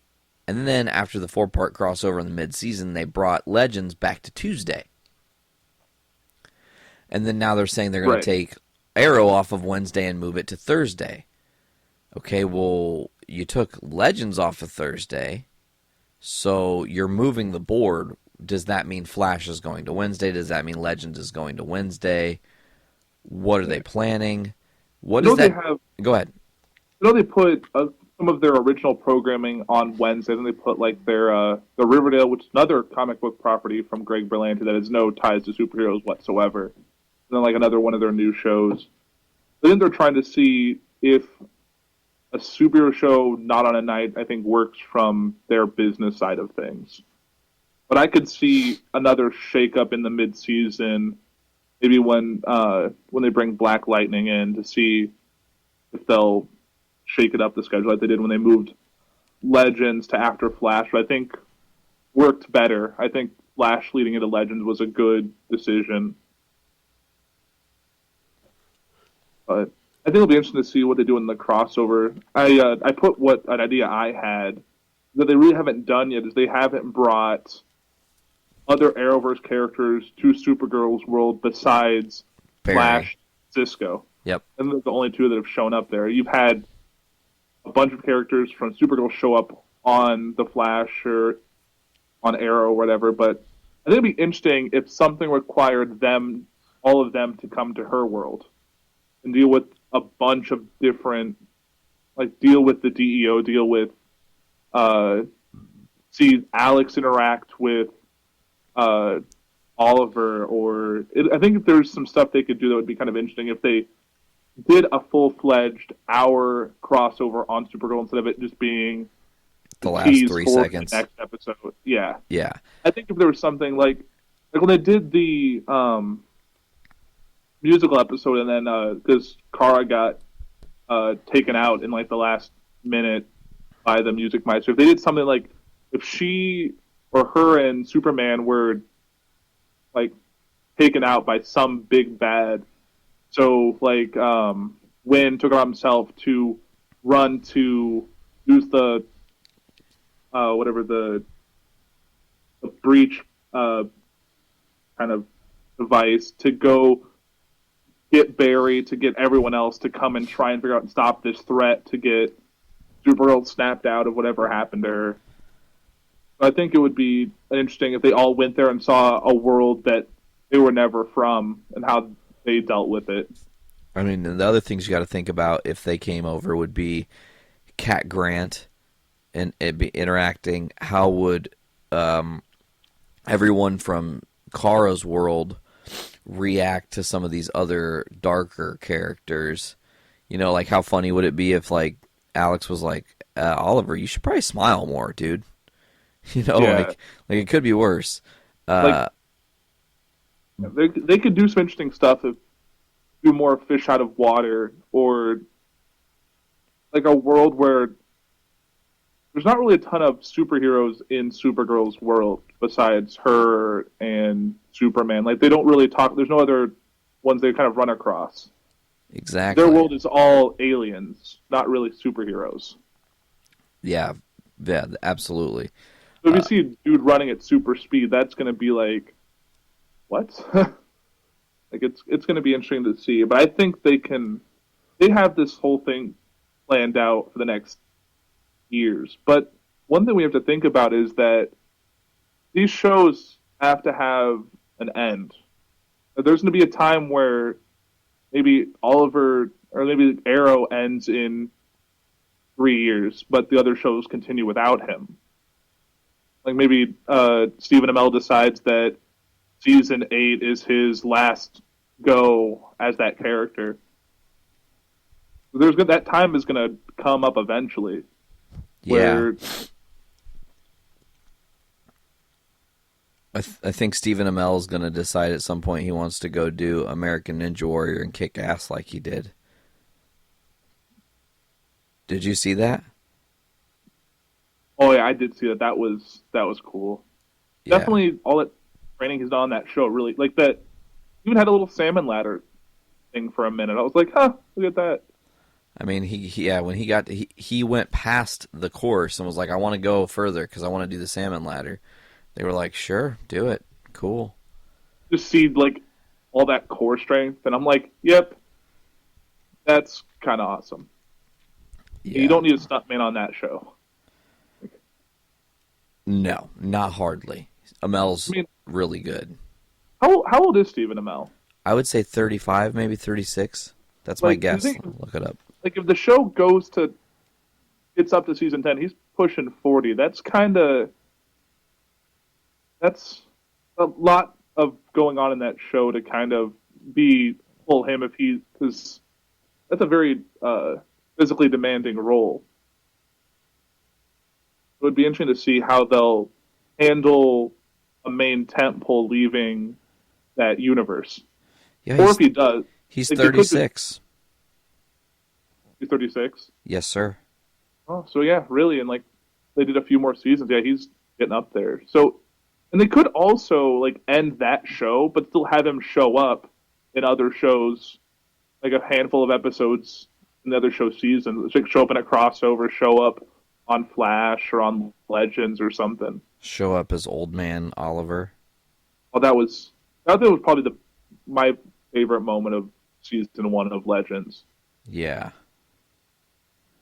That was an awesome surprise, you know. Now, I will say that now that we're done talking about the shows that have all ended, I want to get a quick rundown from you, and I'll give my thoughts as well. Just a grade for each CW season this year, and then we're going to move into the last DC show, which isn't over yet, and we're going to have some speculation and stuff in that. So we'll start down the line with Supergirl. What did you think? I think on a race, I would give like Supergirl like a B plus. Like, I think it stuck the landing and it ended in a way that gave us kind of hope for a good season 3. Because really, when season 1 ended, you didn't know if it was coming back for a season 2. Yeah, there was a lot of question marks up in the air at that point.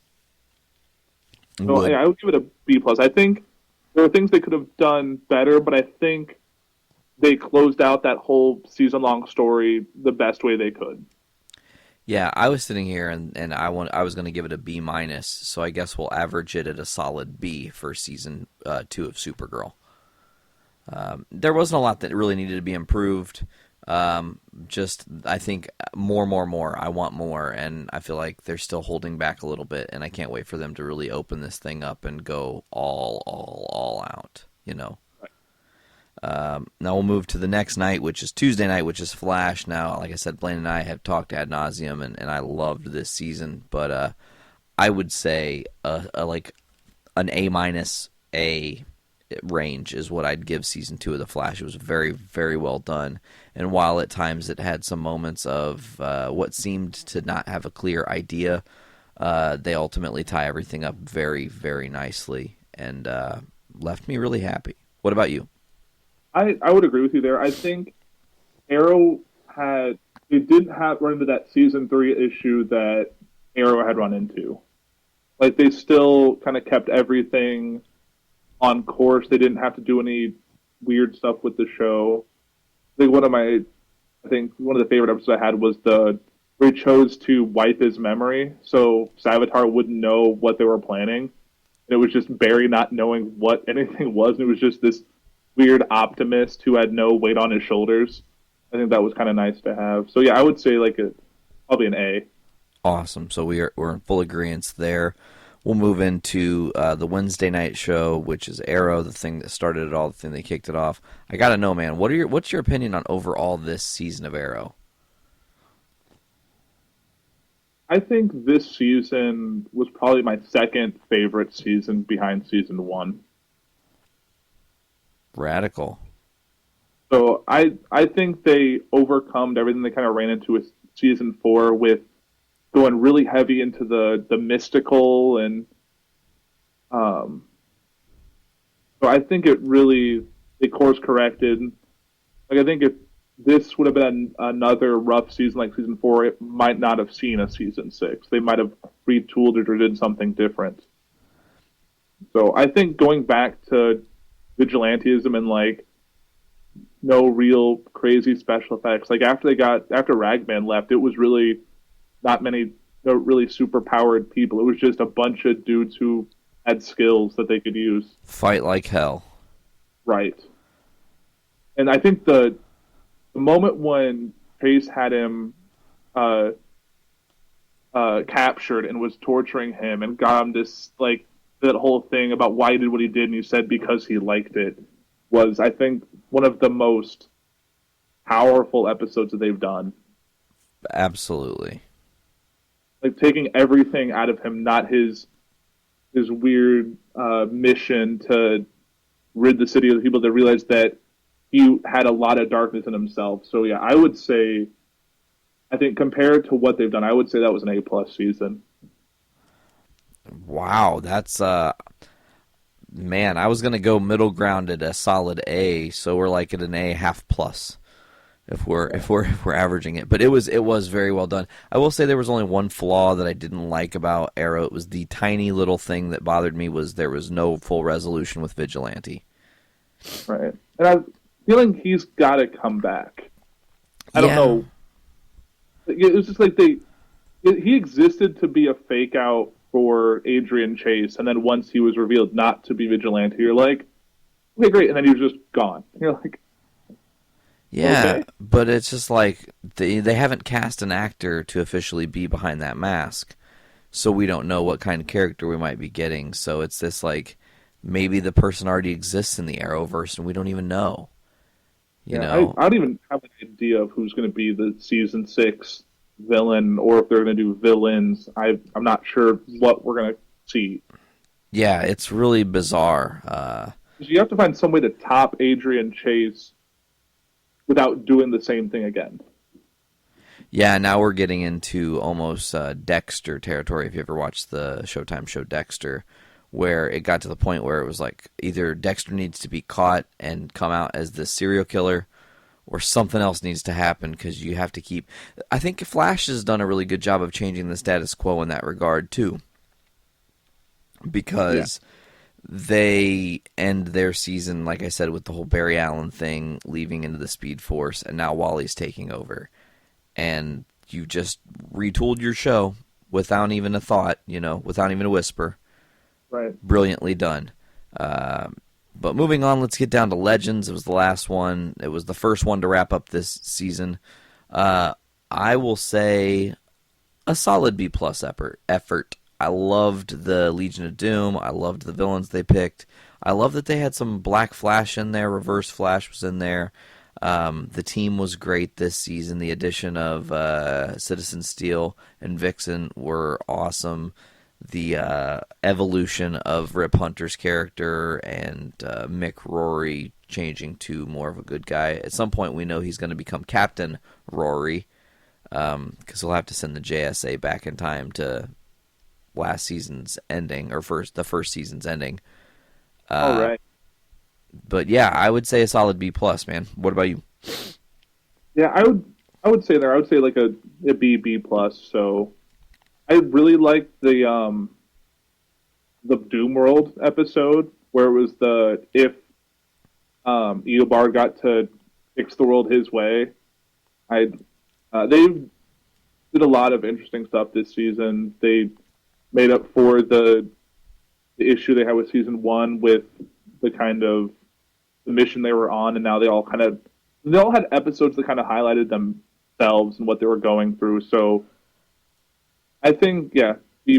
I think they've definitely laid some good groundwork, and I'm really excited to see where they go with season 3.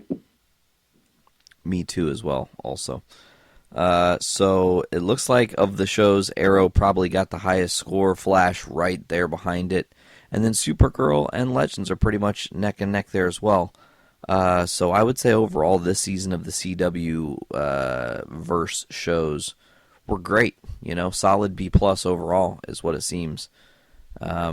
Which, I mean, when you're operating at that high of function as a team and being able to put out that much great content, they seem unstoppable, you know? Yeah, definitely. I agree. I'm really hoping they don't get to an exhausted state where they're just going to try and make a story. I hope they just keep pushing it, keep going deep into the canon, and trying to make great stories. Couldn't have said it better, man. Now let's get into the final show that we can talk about in our little special today, which I have said probably is this season proved that it was maybe the best, most well-written series that's on TV right now. Maybe that's overstepping the bounds a little bit. But I want to talk about Gotham. I mean, this season has been nuts. How have you been following Gotham since the beginning, or has it been kind of like an on and off thing? I started watching it when I saw like when it was announced as me coming to a series. So I've been watching it since the premiere of season 1. There's been times where I've kind of like maybe dropped off for like a month and then got back into it. Like it's not one that I'll kind of watch every week. This season's been more that way. I've been trying to keep as caught up with it just because this season's really has had a lot of things going on that have been very interesting to watch play out. I mean, you've seen the rise of, and it was weird. The first half of the season was like the rise of the villains, and then they called the second half of the season the rise of the heroes, or Heroes Unite, or something. Heroes, the City of Heroes. I can't remember, but I mean, to see on-screen Poison Ivy, an on-screen younger Catwoman, as it were. She's not officially called that yet, but might. But she had that little moment of her in. It was like a couple episodes back when she fell from the window and the cat started coming out of nowhere. Like it was like right out of the was it 89 Batman? No, that would have been the Batman Returns. Oh, Batman with Returns. Catwoman and Michelle Pfeiffer. Yeah. Yeah. But the interesting thing about that too was that they changed the lore a little bit and made Ivy's plants what saved Selina's life. And that makes it cooler because now those two have a different kind of connection as opposed to what they had previously, which wasn't really much of a connection at all. And I really like how they created Poison Ivy because in season what season are they in now? This is season 3, right? Correct. In season 2, when they had, or I guess season 1 and season 2, when they had the young Ivy Pepper, the little like 10, 12-year-old girl, and then they found a way to use that one monster to age her up like 15 years to make her this woman to kind of help bring the story up and bring her more into her character without having to wait for her to age into the role herself. Yeah, they did a really incredible job by that. And then, of course, this season further proved something I've been saying for a while now, which is Gotham has done an amazing job of making Riddler even more my all-time favorite villain. And I've loved Riddler for a long, long, long, long, long, long time. So seeing Kerry Michael Smith, I think is his name, being the Riddler and like pushing it to the next level. We're nearing the end of this season, and it's just like he is the Riddler, and it's so good. They transformed him so brilliantly. I like the evolution of them, like when he was kind of having that like split personality conversations in I think last season, to then just becoming one with himself. That this was just the new him, and his work with the Penguin or Oswald, their whole thing, and their almost bromance that might have been more than what it was. They did a lot of interesting things with those characters this season. I mean, and other villains, we've had Mad Hatter this season. Oh, that I remember the whole thing with blood. That was something because I didn't really know much about the Mad Hatter. I haven't really got too much into the old like Batman stories, so that was one character that kind of I wasn't expecting to really like.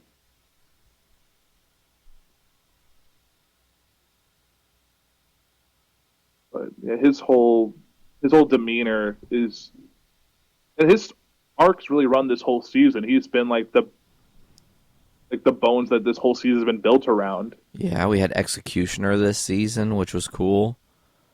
Right. They pulled from all the rogues. Mr. Freeze, which is awesome. Penguin, obviously. Fish Mooney came back, dude. Yeah, I was not expecting it. I wasn't the biggest fan of her in season 1, but I think what they've done with her since they brought her back from the dead and gave her those gifts, and yeah, they're really using her right now. I think less is more when it comes to Fish Mooney. I agree. She needs to be a big moments player waiting in the wings for those moments. Right. What do you think about the whole the Barbara Keene character? Well, I hear a lot of rumblings and rumors. I've heard some people say she might become like the Harley Quinn of this verse. And that's interesting and all. That story's kind of bizarre too. But it kind of beckons to the theory you sent me about Owlman, and that this part wasn't necessarily covered in it, but things not being exactly what they seem in this world keep making me feel weird. Like as the article said, are we really watching the rise of Batman? Because these characters are evolving so quick. Barbara Keene has never been anything like Harley Quinn. But she's definitely picking it up as this villainous character, which, again, not like her in the comics. She gets married to Jim Gordon. They have a couple kids. One of those kids becomes Batgirl. That's how it happens, you know? But I love the chick that plays her. Because she really was, I feel like, underused in season 1. She was just the wife or the fiance, girlfriend. Yeah, in some regards, she was like one of the most insufferable parts of season 1 until she went crazy and killed her parents. Oh, no. And then her whole stay in Arkham, and then her partnership with what's her name? I can't remember the character's name now. The one that she kind of runs that club with now. Yeah, I can't think of her name either, but she's kind of intense with the whole whip and everything. You're like, whoa. Yeah. But I think... Go ahead. But I think they're definitely doing things their own way. Like, I know when I was first seeing, like, all these future villains, how they're all at least 10 years, if not older, than Bruce Wayne. I'm like, how is this going to work? If in 20 years he's Batman, all these villains are going to be in their 50s. Like, what's going to... like? Well, I think that age makes sense for a couple of the characters, but not all of them. Like Penguin could be old, and that makes sense. Right. But I guess having Selena Kyle, who is as much of a villain as a love interest for Bruce Wayne, they're practically the same age. Yeah, so she'll grow up to be about Catwoman's age to Batman's, which makes sense because they had relations on and off in the comics.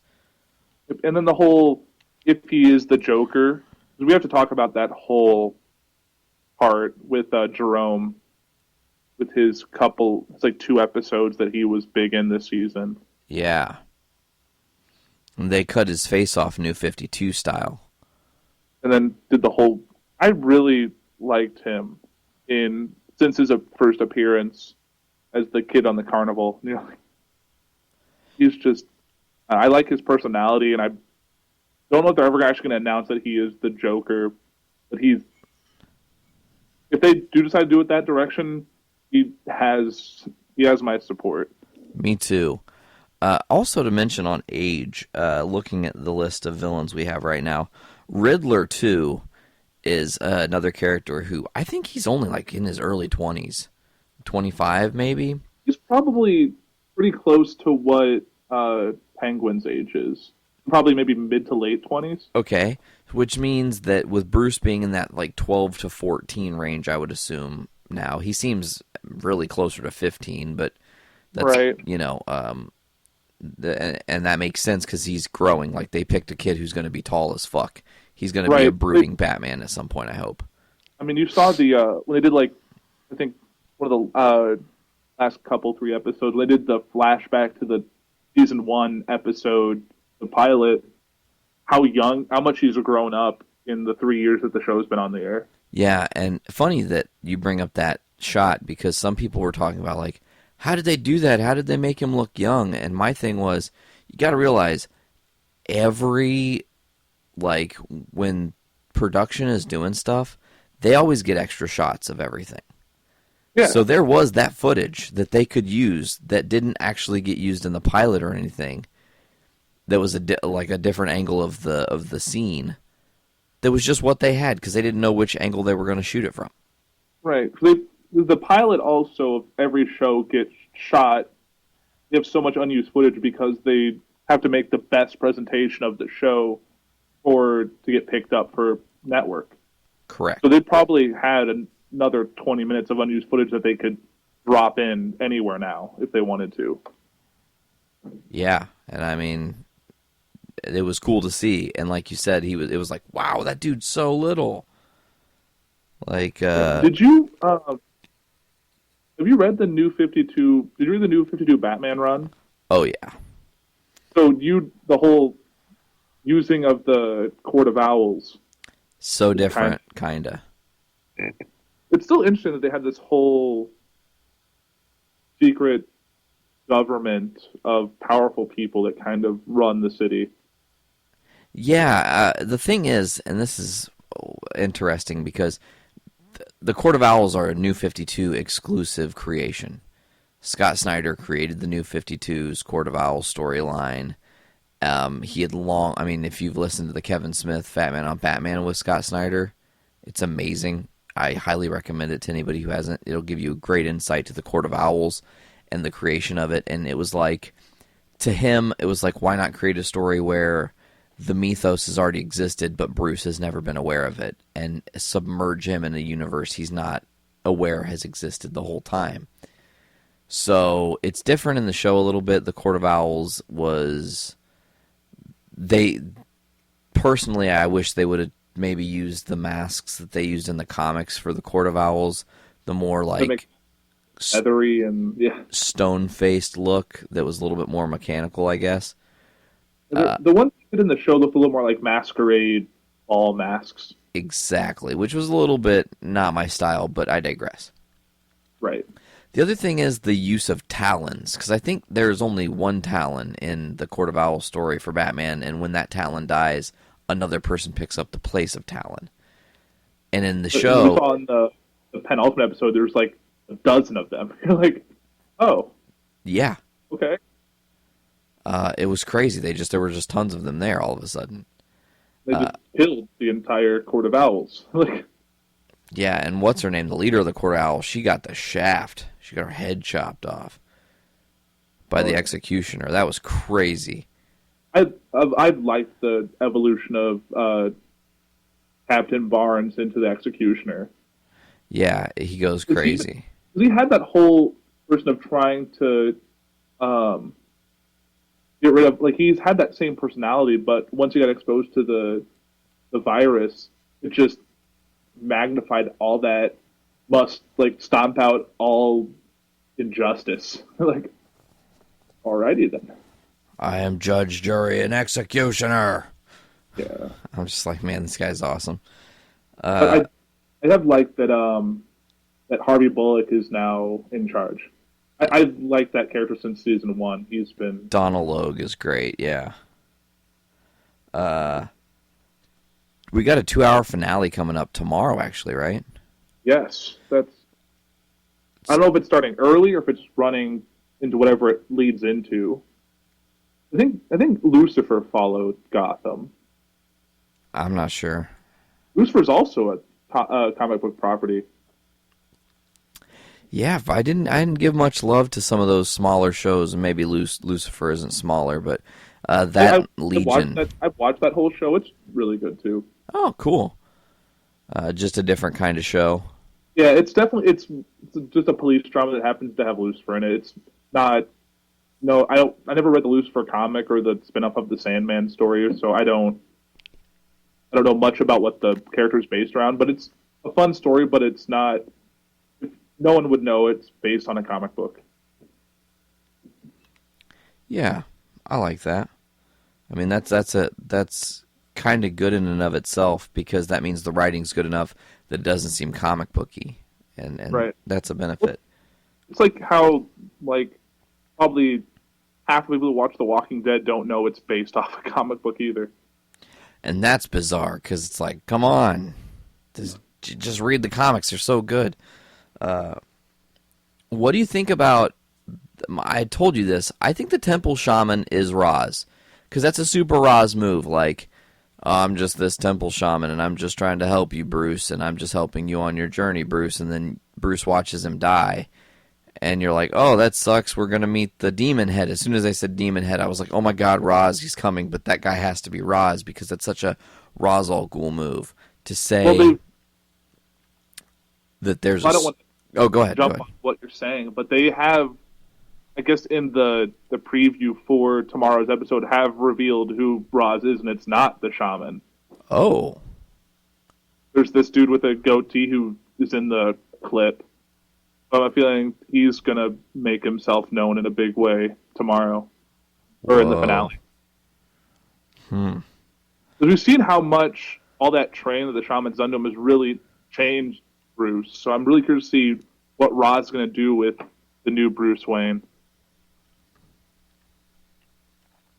Yeah, that's a lot of bizarre stuff going on. It's interesting to note that they're doing this 2-hour finale, because that means they realized that there was no way they were wrapping this thing up in one more episode, and they had to really essentially do a 2-episode in one night type thing. Right. And I think it's something they probably, because they could have also just extended another week, but maybe they really wanted to have that much play out in one event, one night of TV. Yeah. Because they could easily have left a cliffhanger on the middle, like cut it right down the middle, left it as a cliffhanger, and just next week. Like, but they chose to make it essentially a movie. When you have a 2-hour episode, that's a movie, in my opinion. Yeah, well, because you're only probably going to get an hour and 30 of footage. Right. And it'll be the rest of commercials. Yeah, but it'll be interesting to see, because I know they definitely left that penultimate episode with a lot of stuff like, you now have Jim Gordon under the influence of the virus. You have a bunch of people in Gotham now influenced by the virus. You have Bruce Wayne willingly watching all of them die. You have a bunch of, you have the war with Fish Mooney and Mr. Freeze and what is her name? The dude who has she has the blowtorch. Oh, Firefly? Firefly. Those three work together against, not quite sure who's going to be, maybe Penguin and Riddler and all of them. So it's going to be interesting to see what they're going to do with that whole season, and if they end up leaving it with a cure for that virus. Or if that virus is the catalyst for the future of this show, where there will be more villains that can come out of the woodwork now. That is true. They kind of reminded me a lot of Batman Begins, with the whole fear gas, that big thing they were trying to build up to them trying to prevent it from escaping and trying to keep everyone in check, and people were freaking out, and there was kind of what it reminded me of. It had that similar feel leading up to it. Yeah, absolutely. Of course, you sent me an article about maybe this Gotham story is not about Batman.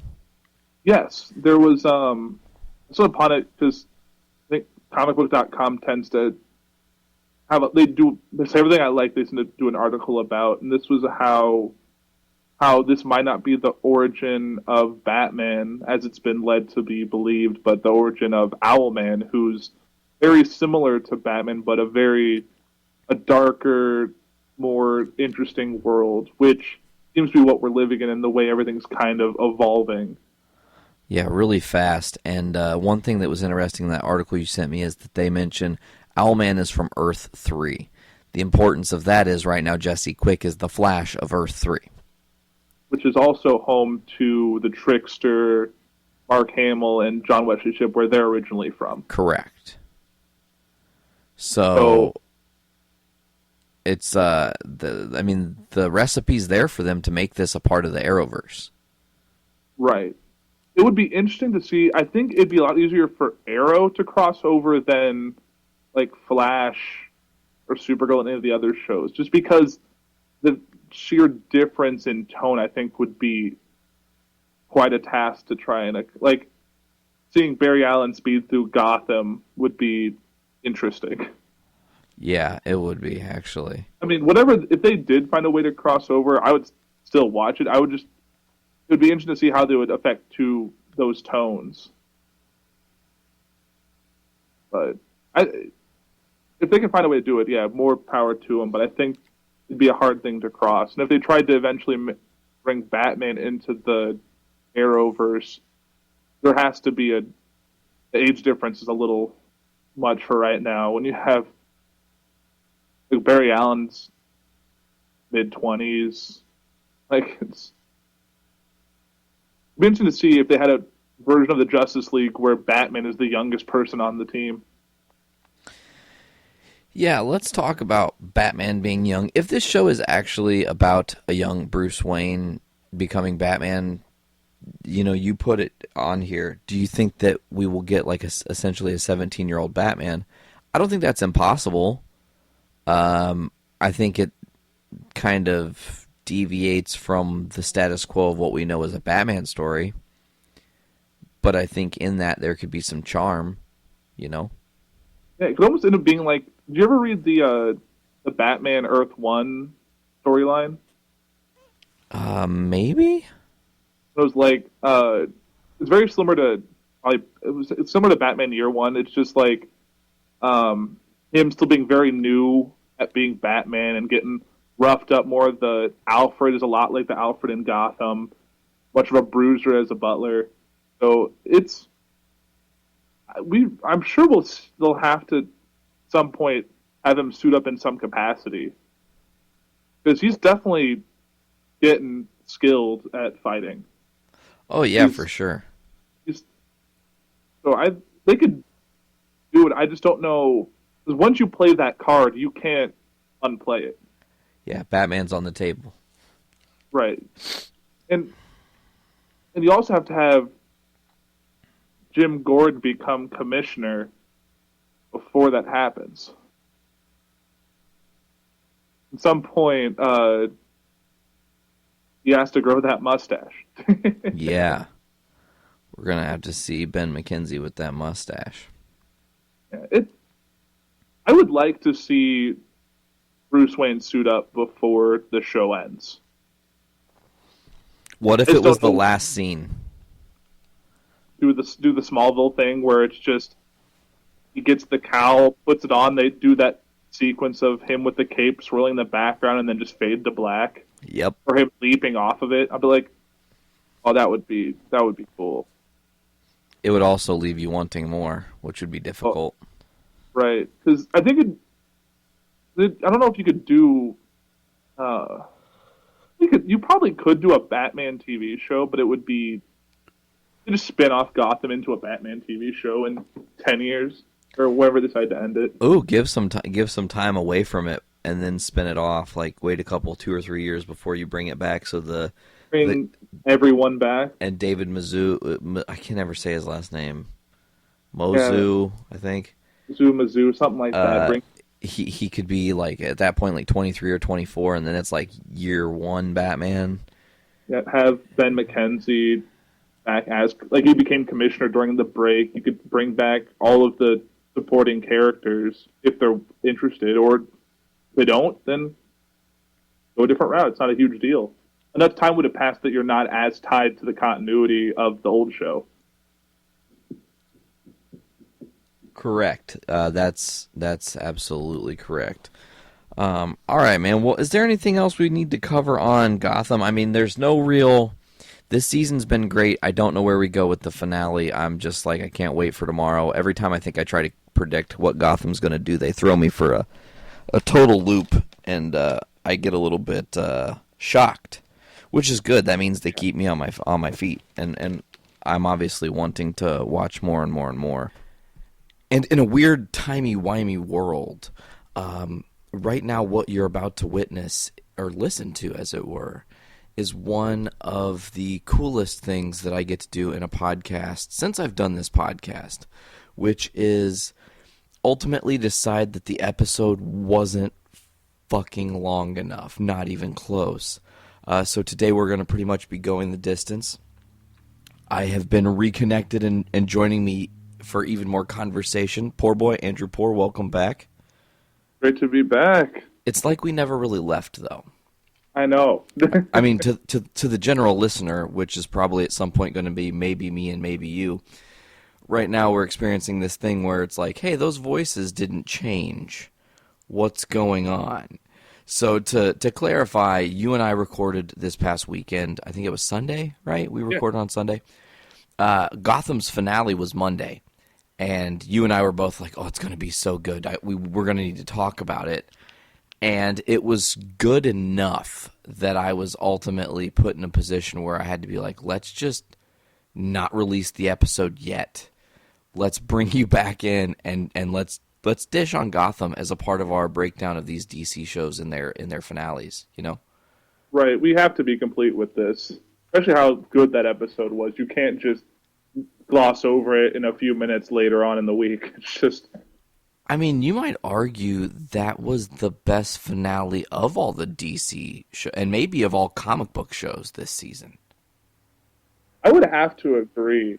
I mean, definitely as good as, like, I think my par for this season was definitely Arrow, and that, as similar as it kind of was, it definitely kind of blew that out of the water. yeah, and it did things that are definitely unconventional, and I mean that by they definitely filmed 2 separate episodes. It was displayed as if these episodes were 2 separate episodes that they just bookended together. Right. And I think it made it that much better for it. I think if it was a week between those 2 episodes, it probably wouldn't have been as substantial. Well, I tell you that. Well, that's true too. But I tell you, the thing that got me was, I'm in my head. It's the finale. I just keep going. This is the finale. But I at some point forgot it was the whole 2-hour finale. So at the what is actually now the midway point that I've learned, I was like, no, you can't end the season on that kind of a cliffhanger. That's bullshit. And then I was like, oh wait, we got more. Good. Okay, cool. Let's see how this plays out. We got to see the introduction of so many, well, friendly to us, but not to the world of Gotham. What was that? We got to see some friendly faces that we've seen before, but haven't been introduced on Gotham yet. Yeah, we saw all kinds of different characters pop up here, man. I mean, we can really kind of break this down however you'd like, honestly. I know for me that the really big thing was, the whole, there's this thing with Bruce in the prior episode, Pretty Hate Machine, I do believe. And Bruce is very much like he's turned. He has turned on Alfred, and he is fully in brainwash mode by this mysterious group that we now know as the League of Assassins. Yeah, he definitely reminded me a lot of clone Bruce from earlier in the season. Yes, very, very, very. It's weird though because he had such good levels of acting that it was similar, very much so. But there was a little nuance to it that made you feel he was still OG Bruce. Yeah, and I really felt for Alfred in that situation. Like, to see essentially your son just gone. Like, the face you saw wasn't the face of what the person you've seen for his whole life. Yeah, and I think that there was the level of vulnerability with Alfred in those moments where, he's like, come on then, do what, you're going to have to do what you're going to have to do. Right. And, nothing can change that. It's weird, though, because I'm sitting there, and we're kind of jumping into the middle of the episode a little bit, but we're gonna get to everything. Don't worry. Right. So another thing. Go ahead. No, you go ahead. Another thing that surprised me was how strong the will of Jim Gordon was.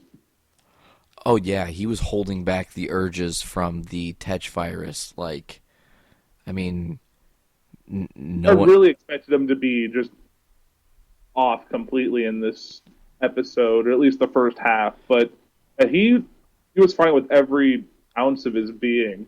Man, It seemed relatively normal. yeah, and there were Ben McKenzie, talking more on the acting side of this, really powerful moments in this episode. Like stepped his game up. He's evolved to another level. Right. Moving into season 4. Yeah, he's definitely laid some good groundwork for just getting me excited for the next season. Man, and I tell you, And just his rapport when he was kind of being affected with Harvey was, I think some of their best moments together. oh, definitely at The the whole, train platform. Right on the train platform and it just I still liked the when they encounter fish in the in like the I think they were like underground a little bit in like a tunnel system. Yeah, definitely. In the Gotham, what I would assume is probably somewhere in the Narrows. They don't really say, but Yeah. you could be led to believe. I tell you, this episode, and really this season is kind of like you really could have sold this as the first season of Gotham, and people would be over the moon about it. But as a pure fan of this show, as a fan who's been watching since it debuted way back 2 years ago, like, I love the slow burn of these stories. Right. It's as much it really sells the name of the show. It's as much the tale of the city as it is the people in it. Oh man, so well spoken, absolutely. I just I like that we got some more with Fish because she's been in and out since the beginning. She'll be in for a stretch of time, something would happen, she'd be gone for half a season, then she'd come back different and well, and I think let's get into. Go ahead. There really wasn't like pull on the character like in season 1. She just I didn't really because I knew she wasn't. I might be wrong, but she's not a canon character from any of the mythos. She was brought in as a part of the show, right? No, Fish is an actual DC character. I think it was rebranded, and I might be wrong, but they might have gender bent on that. Now, not to say that Fish had any powers or anything like what they did with her character, nothing like that. But the name was in fact from the books. Yeah. Okay, I wasn't sure because I don't know. I think her arc has really evolved a lot, and she's definitely gotten to play around with a lot of different skills that she has as an actress. I tell you, TV shows nowadays have to do that absolutely because the one thing I want to talk about with, like, if we bring Flash back into this for a second, is a lot of those characters get to reinvent themselves every season because of things changing in the timeline and time stream and everything altering. So in Gotham with Fish especially, you're right, she had these different evolutions where it was like mobster Fish and then back from the dead Fish with her power of persuasion, as it were. Right. Which was very Kilgrave-esque, as it were. And then and then at the end with her coming back in a totally different manifestation of the character. But it was pretty evident that, and we're going to really dive into the spoiler aspects of this episode, it's very evident to me that Jada Pinkett Smith had her final scene on Gotham unless they bring her for a flashback. Because, right. She said herself, like, I know when, when the time's a-coming. I've done this a couple times, dying. Yeah. I think if they brought her back in any capacity, like if this didn't stick and she comes back, I think it would be untrue to the character. But she did her final moment. And like her relationship with Oswald has evolved so much as well. I mean, he went from the boy who carried the umbrella for her to one she wanted to partner with by the end of it. Yeah, and I mean, she ultimately passes the torch to him, saying this is your town now, pretty much. Yeah, I like the line. It was rule it or burn it to the ground. Yes. Oh, yeah. So breaking it down, we didn't actually say how, but Jim Gordon in his Tetch virus rage just fucking Deadpool filleted, man. Oh, Jim Gordon versus the League of Assassins was something I didn't know I wanted until I saw it. And then it was just like, yes. A couple things, man, in this. I will say they have built up Bruce's rogues gallery real fast. Yeah. I mean, look at all the major Batman related characters that are on the board now. You've got Mad Hatter. Yes. Zaz has been in Gotham. Right. You've got Mr. Freeze, Firefly. Right. An early young Catwoman, which we're going to get into that in a second too, and there's a lot to talk about there. Yeah, she took a big step in the end. Absolutely. You've got Penguin and Riddler, obviously, with an interesting twist to Riddler. Yeah. Yeah, Ra's al Ghul, as it were, Raz or Raish, depending on how you say it. I don't know what that argument's about, but maybe someday we'll have it on this podcast. Right. You've got, I feel like I'm missing, Poison Ivy's on the board. Yes. So right now that's 9. You also have Jerome, who's threatening to become your Joker. So that's 10. Right, and we had, like, in the past we've had, like, Azrael. Yep, that's 11. And we're teasing, I don't know if you caught it or not. Oh, and Clayface. Oh, yeah, they did start early Clayface. But do you know who Cyrus Gold is? Oh, I know who Cyrus Gold is. Okay, that's great. Because that would be our 12th or 13th big bad that they would be... Oh, and Doctor Strange. Oh, yeah, Hugo Strange, duh. So that'd be 13 or 14, I think I just counted, in total. Cyrus Gold, by the way, Solomon Grundy, which... I cannot wait to see what they do with that. Man, I like that actor, so I'm glad we get to see more of him after his ending, which was very abrupt. So I was like, if that's how he goes out, that's not fair. Man, I'm so glad you said that, because the guy that played Butch, and everything that happened, it was super quick. Like, I'm watching the screen, and I'm just like, oh, they're having to go, bam, oh, it's done. What the hell? Like, I wasn't expecting it, From that, though, there was a thing I needed to say about the Butch thing. Oh, the person that killed Butch is Barbara Keene. Now, do you know what they're teasing with her? I heard in talks that she's going to be some Harley Quinn-esque person. Essentially, she'll be, if not directly named Harley Quinn, a version of a character who's pretty much their Harley Quinn. Yeah, well, she's definitely insane, but I don't know if I could... I don't know, I'm curious to see what they do. They haven't really made any that I can name of any missteps in characterization of people. They've done their own interpretations, but they haven't been bad. I mean, so, they made the whole, Penguin Riddler sexuality thing, like, really... Again, this is very much that Supergirl thing. It was really well done, and it wasn't in poor taste.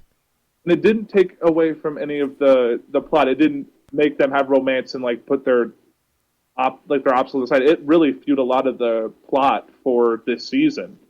I mean, absolutely. That's and to talk about, that was maybe, in my opinion, the stolen scene of this entire episode. And there's a lot of moments that were just like, holy fuck, that just happened.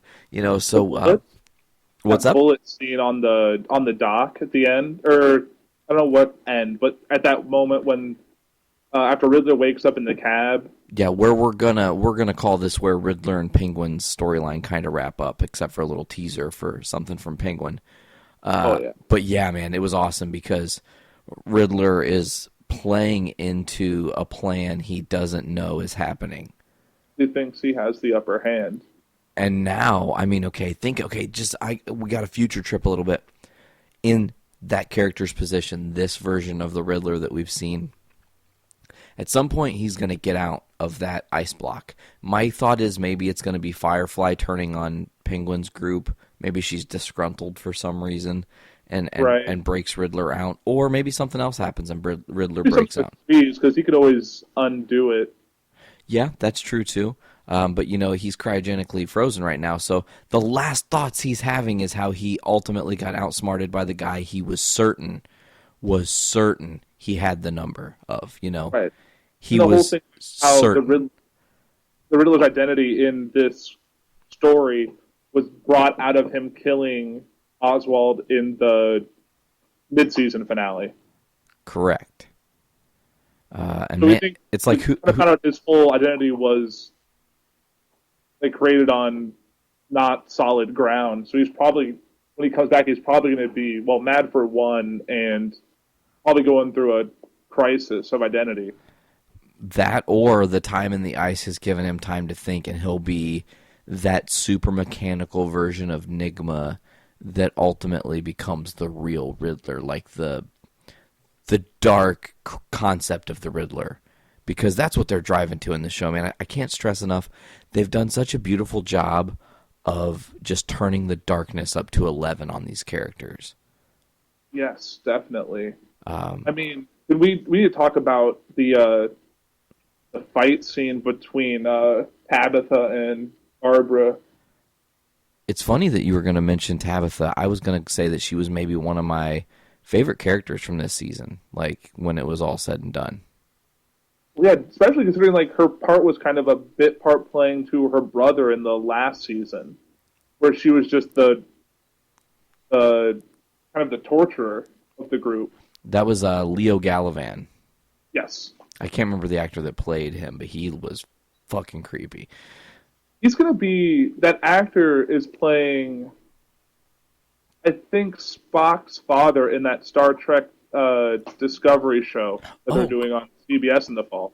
With the gal that played Sasha in The Walking Dead. Yeah, so that'll be interesting. Yeah. Man, so we talked a little bit about the wrapping of Fish Mooney, and we talked about the wrapping up of Penguin and Butch, and we didn't really. I think the next thing you wanted to get into was Tabitha and Barbara, and man, that was a hell of a fight, lovers quarrel type thing, Right, 'cause the whole episode was them just. Well, that's what kind of, and the death of Butch kind of led right into that fight. Oh, yeah. I mean, Tabitha kept going, just tell me, did you kill him? Then we can move on. It's like her personality, she's so unhinged that she's like, it's not like it matters. And then just brought the whip to a gunfight.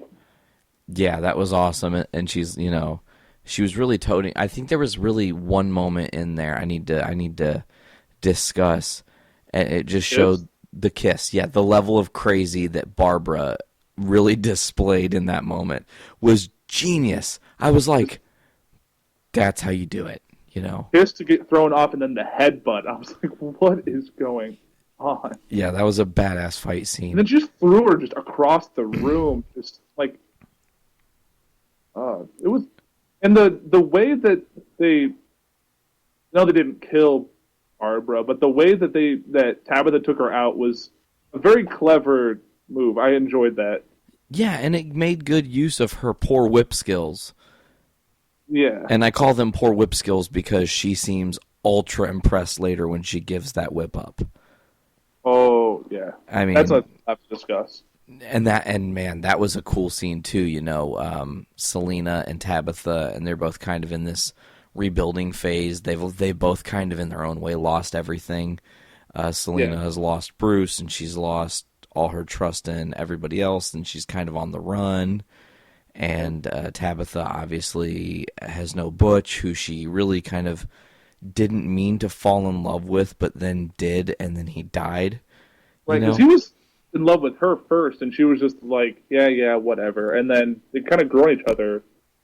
Correct. It was like she wasn't taking how he felt seriously, and I think it was just business at that point, and then it got a little personal, and she realized it's me and Butch versus all these motherfuckers. There's no one else on our side.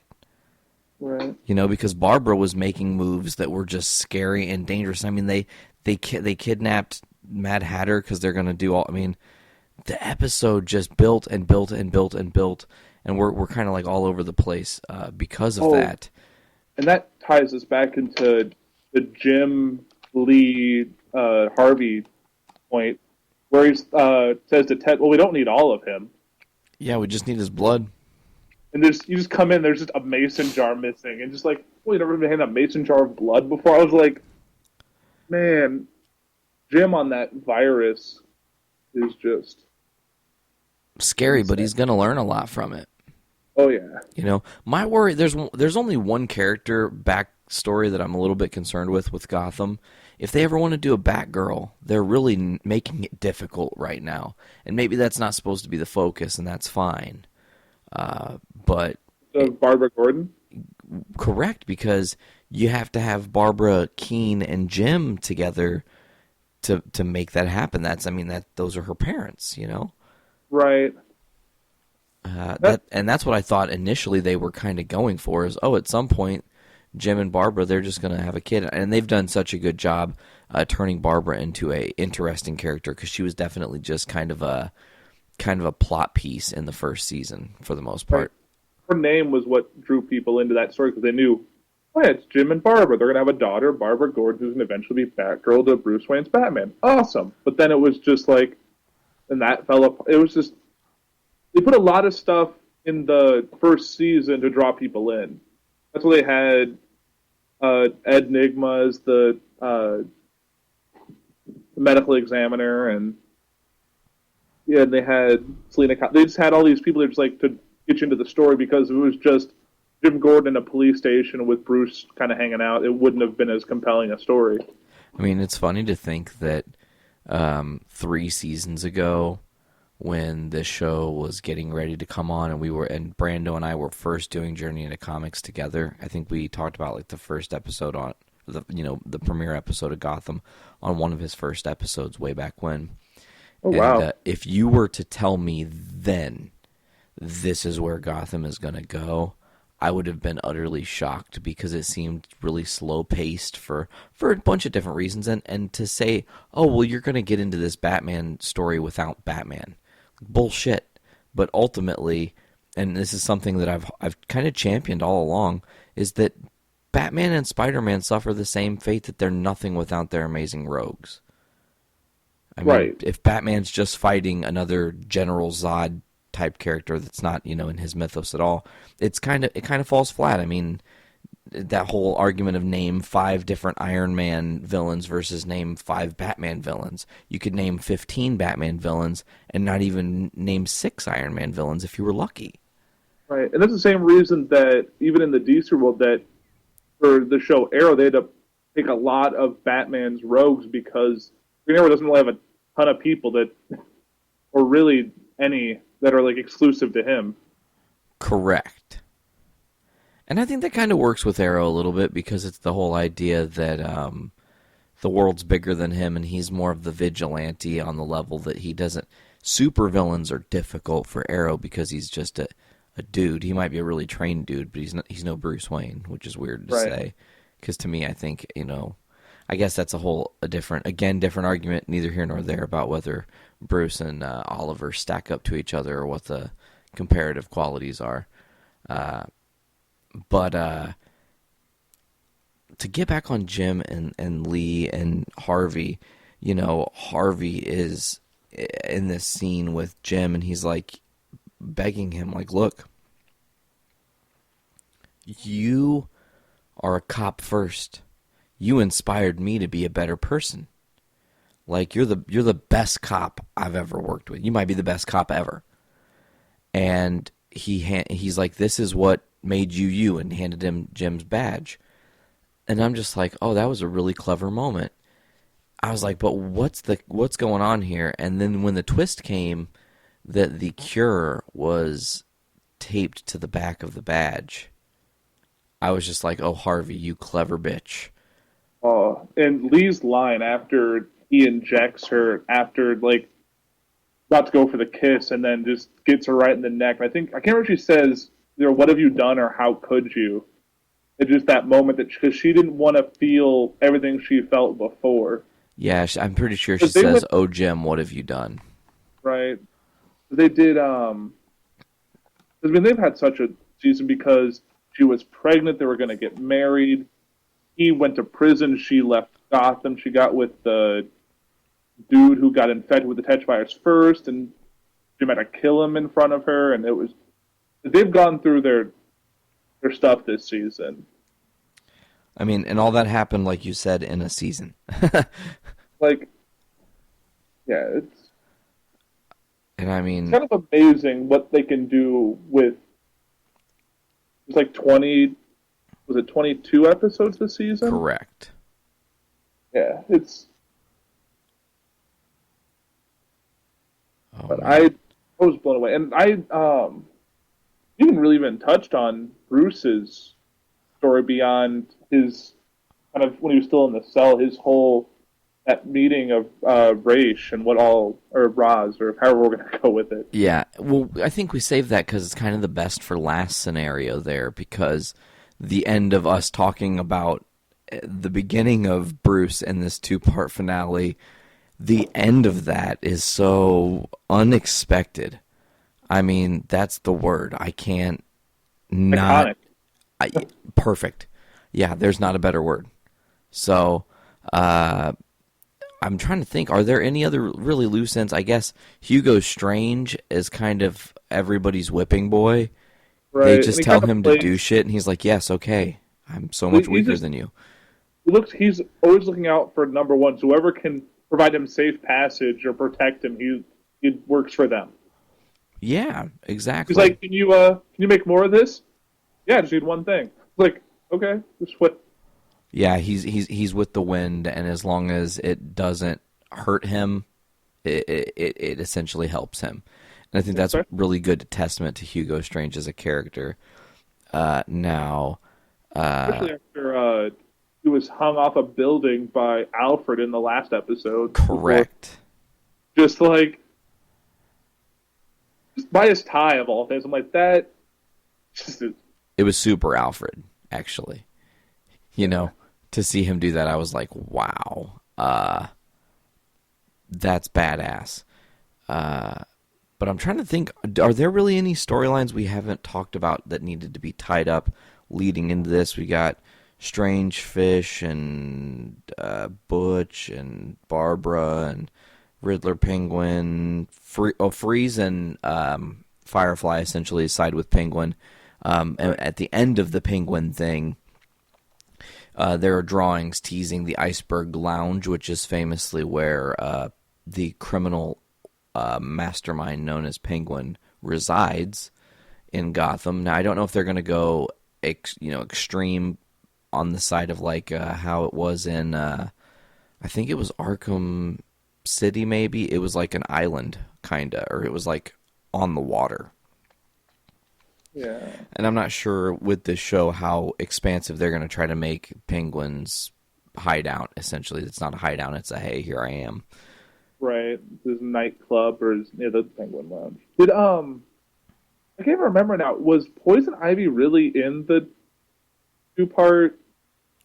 She might have appeared, but she didn't really have any overarching story, did she? Nothing lasting. No, she was just a part of whoever. I think it was Penguin's team. Yeah, because she shows up at the end, and that's the whole reveal is Penguin saying, I called them before. And then Riddler realizes that it's been Penguin in control the whole time. Right. Um, Did we talk about Catwoman with the whip yet? we didn't officially talk about Catwoman with the whip. Now, Selina finds Tabitha, and they are, as we talked about earlier, they're in the kind of the rebuilding phase. They both realize they're kind of loners, but better to be loners together and, have at least some camaraderie than to really do it in Gotham alone, because you see how well that does for people. Not very well at all. Right. But they are talking, and Selina's eyes shoot over to Tabitha's whip. And she's like, go ahead, give it a try. Like, fine, I'm not that great at it. And Selina is just like a natural. Right. Was that bottle up like good distance away? Like, let's see what she does, and just shatters. And I'm like, yep, that was gonna happen. Oh, and it was so epic to see. I was just like, yes, this is great. This TV show is amazing. And I posted around then that it was the best show on TV, hands down. I think in that prompted you to message me, because that's pretty much like starting to wrap towards the end of the episode. But to really bookend this with Bruce, it starts off there finally, and I'm guessing Nanda Parbat. They don't really say officially, but being that we know the world, we should assume that's where they are because there's a giant fucking Lazarus pit. But it seemed like he didn't go that far though from where he was. Oh, you know what? That's right. They were just like somewhere in Gotham. Right, like because it went through like a door, then went through a larger metal door, which could have, I don't know. I don't think they could travel through space. Yeah, there's no like dimensional travel in Batman. Right, so unless he just can bring it with him. So I guess he just has like like of course he's Ra's al Ghul. He's got a portable Lazarus pit. That makes sense. He's lived for ever. Yeah, I do want to say about the guy that played him. That's one of the dudes from Game of Thrones. He was the Viper's brother, and lived in Dorne, I do believe. But I can't believe that I was like, it's the Temple Shaman. He's gonna be revealed as Raz, because I knew at the beginning of the season this dude got cast as Raz or Ra's al Ghul. So I just can't believe I was just that much of a dummy, I guess is the word I want to use there, you know. But the scene is really huge and super powerful. Raz is pretty much saying, you know what you have to do, Bruce? You're going to have to kill Alfred. Got to cut ties. Gotham has to be dead inside for you. Well, I like the foreshadowing he did in that speech with the, like one last chance for yourself. I've looked forever for an heir. You'll be my knight in the darkness. I was like, oh, he's saying things. Yeah, he was really like saying things. The weird thing is too is that this is not over between those two, and there's so much more to talk about. But ultimately, he convinces Bruce to stab Alfred through the heart. But what was the? I remember what the moment was that brought him out of it. Was it the stabbing, or was it something that Alfred had said? Well, I think the monologue before that, and then on the other side of that, Bruce realizing what he had done, seeing the truth. But that was I think that was kind of part of Raz's like plan, because he obviously has the Lazarus pit there, so Bruce understands what he can do with it. Right. Which Bruce uses to his advantage. He doesn't use it to his full advantage. I was just like, drag him in the fucking water, Bruce! He's like, picks up a bowl and just like, But it worked. I mean, it did. It worked and got Alfred through, and then there was a really powerful moment with those two in the hospital. And then that's pretty much it for those two in this. Right. And that's what led to the Selena thing, because she showed up there, and that's when he basically says incorrectly that, like, you never cared about me. You, like, basically, like, saying, like, we're never going to be anything. Yeah. Even though she was the one who basically told Alfred, got rid of the clone, or. Yeah. Yeah, it's a really weird thing, and that has a very interesting friction to it, because, you know, it's like she knows the truth, and she did a lot to kind of save Bruce's ass, and he sees it from a totally different perspective, and at this point he can never know. Right.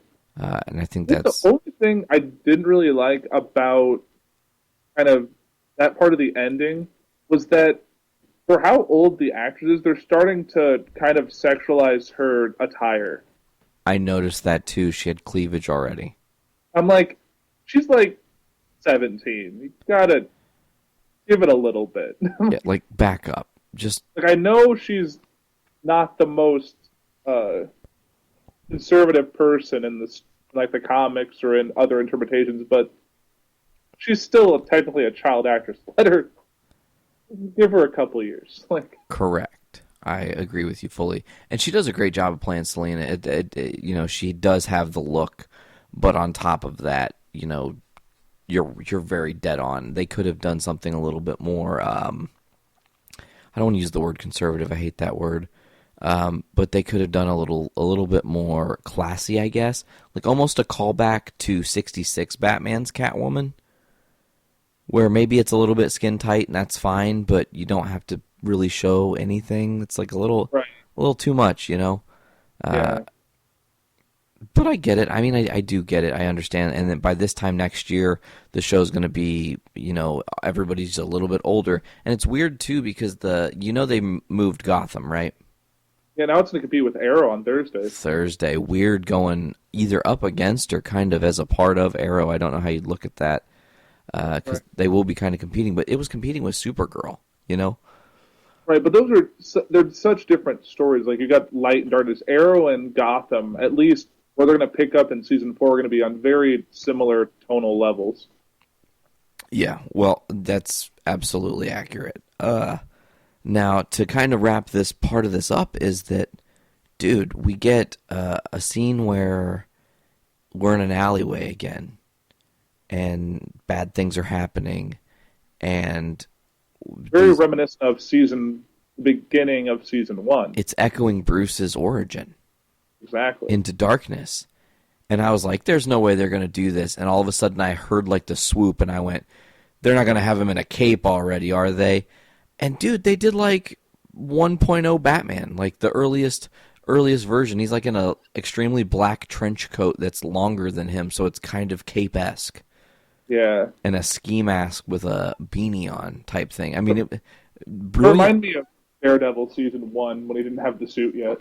Yes, it was very brilliantly done in that. And it was weird, too, because a lot of people had argued for a long time, like, oh, well, Gotham, like, it'll end and the final season will be him putting on the suit for the first time. And I just thought, you can't drag it on that long. People will lose interest. You've got to give them something. Yeah, and that actually brings up something that I wanted to talk to you about that I saw, I think it was yesterday or the day before. Gotham season 4 didn't get renewed until mid-May. This episode was shot before they knew that there was going to be a season 4. So this could have been the series finale if it didn't get renewed. Man, and next year they're going to be guns blazing. I think that's why they kind of left enough on the table that you could interpret the story going forward if they couldn't tell it themselves. I think it's shocking that they didn't... I mean, not that they didn't believe in themselves because they did some of their best writing this season, but I think it's shocking that they had any level of doubt in there that things might go south. That you're right. They did a great job of wrapping this like it was the end. You can go, oh, well, he's going to become Batman. That's pretty much what's going to happen. And that's why you think they got that final shot of... It was literally a spotlight. It doesn't have the bat symbol, obviously, but it's zooming around and hits that spot right behind him, and you're like, "Yep, that's how you end. That's how you end a season." You get lightning, a spotlight, and a billowing coat. Yeah, man, and like I said, just to say, seasons ago that you would not see him. Like, it was not expected that you would ever see this, but now you get to tell these intricate stories, the rise of the hate between him and his rogues, the level of drama that they're going to cause him in the coming seasons. The nice thing is that and it's weird to say this, but some of the biggest villains in Batman lore are going to start off as these smaller roles. Like, Catwoman is not really going to be Bruce's enemy next season hardcore. It'll maybe evolve into that by the time the season's over, but to assume right out the gate they're going to be at each other's throats and he's going to be trying to stop Selina, that's ridiculous. But on the flip side of that, you've got Penguin and Riddler, who are these big-time characters, but Bruce has to grow into going against them. Right. Like, he hasn't had much on-screen interaction with any of his rogues beyond Catwoman. A little bit Jerome. Jerome paraded him around. Well, yeah, Jerome, but that one, I think they're doing that as a very slow burn. They have to keep that. I'm sure he'll be back next season in some capacity. Yeah. Just to keep the pot stirred. Yeah, well, I mean, I think maybe next season you got to keep, they teased at the end of season 2 going into season 3 about Freeze, and then, Freeze. So maybe next year's the rise of Joker, And that's what we're ultimately going to get. But maybe not, man. I tell you, you know what I really want them to do? But I think they maybe, kind of screwed up a little bit. When they brought the clone in, my first thought was, holy shit, they're going to do Hush. Brilliant. It makes perfect sense. We'll call him Thomas Elliot. It'll be Hush. He's a perfect clone of Bruce. Makes sense. But they didn't do that yet. And I'm hoping before this is all said and done in Gotham, we're going to get a good Hush story. I think the TV is the way to tell that story. Yeah, because you couldn't do that as a 2.5-hour movie. I think it wouldn't be the best choice to do for a movie. And it probably wouldn't even get made for years if they made a Batman movie every other year. You have to slow burn it like in the season and do it over the course of 22 episodes so that by episode like 18 you blow the doors off of that thing. Right. And then it's the cat and mouse. It's Prometheus versus Oliver Queen. You know, where you're assuming that Oliver's just got the answers, but really he doesn't. The same could be said with Bruce and Thomas Elliot, aka Hush, is that it's always this 50 steps ahead thing, and Hush is just so calculated. I think that's the only word I can use with when I think about that character. He's like the most calculated villain. It's kind of like combining the Flash and Arrow seasons. The villain tends to be himself. You're like, well, they definitely have a lot to. I'm really curious to see some live action Solomon Grundy though. Oh, really that's going to be cool. What he kind of type of person he's going to be, and how much of Butch is going to kind of remain. I would assume not much. He's kind of, and that's a weird thing too. They're going to have to change it a little bit, anyways, because there's some mythical reasoning for Solomon Grundy's existence. And that ties to Swamp Thing, so either they're going to start to dabble in that magic side, or maybe Hugo Strange revives Butch. Right. And then there's if Swamp Thing showed up on Gotham, I would bow before the creators of that. I mean, I'm telling you, and they've got the power to do it. I believe it's weird. After this season of Gotham, I fully believe in anything they're going to do. Like, they have my support like Arrow and Flash and Supergirl and Legends do. And speaking of Flash, I'm on episode 8 of season 3 as of this recording. So I'm back at the Invasion story. Oh. Which is awesome. And I'm rewatching because I want to try to catch anything that alludes to the reveal of Savitar, to anything that interconnects these things that you don't see when you first. Don't trust anyone, including myself line. He just said that. That's actually the last line I had on before we were getting ready to do this because I was watching it as I was getting set up. Victor Garber as Professor Stein and Firestorm, they were like, "Hey, we've got to play this thing for you." And Barry's like, "Okay," and they're like, "Probably best if only you heard it." And he's like, "No, it's cool. Oliver can hear it." So Oliver learns for the first time about the Flashpoint by way of future Barry giving it away. But future Barry knows to do that because past Barry heard him say that. Time paradox. Nice. I know I'm watching season 2 now, and I just got to the arrival of Wally West. So that's a whole more fun. Man, that was awesome with Francine and everything, and him racing cars, and I thought they were, and that's interesting because the whole racing of cars thing teases how Flashpoint Wally got his powers. Oh yeah, because he says, I was trying to find a formula to go faster, and freak lightning storm hit these chemicals and turned me into the Flash. Yeah. Well, Kid Flash, as Barry says. Don't call me that. But, man, I want to know just real quick here.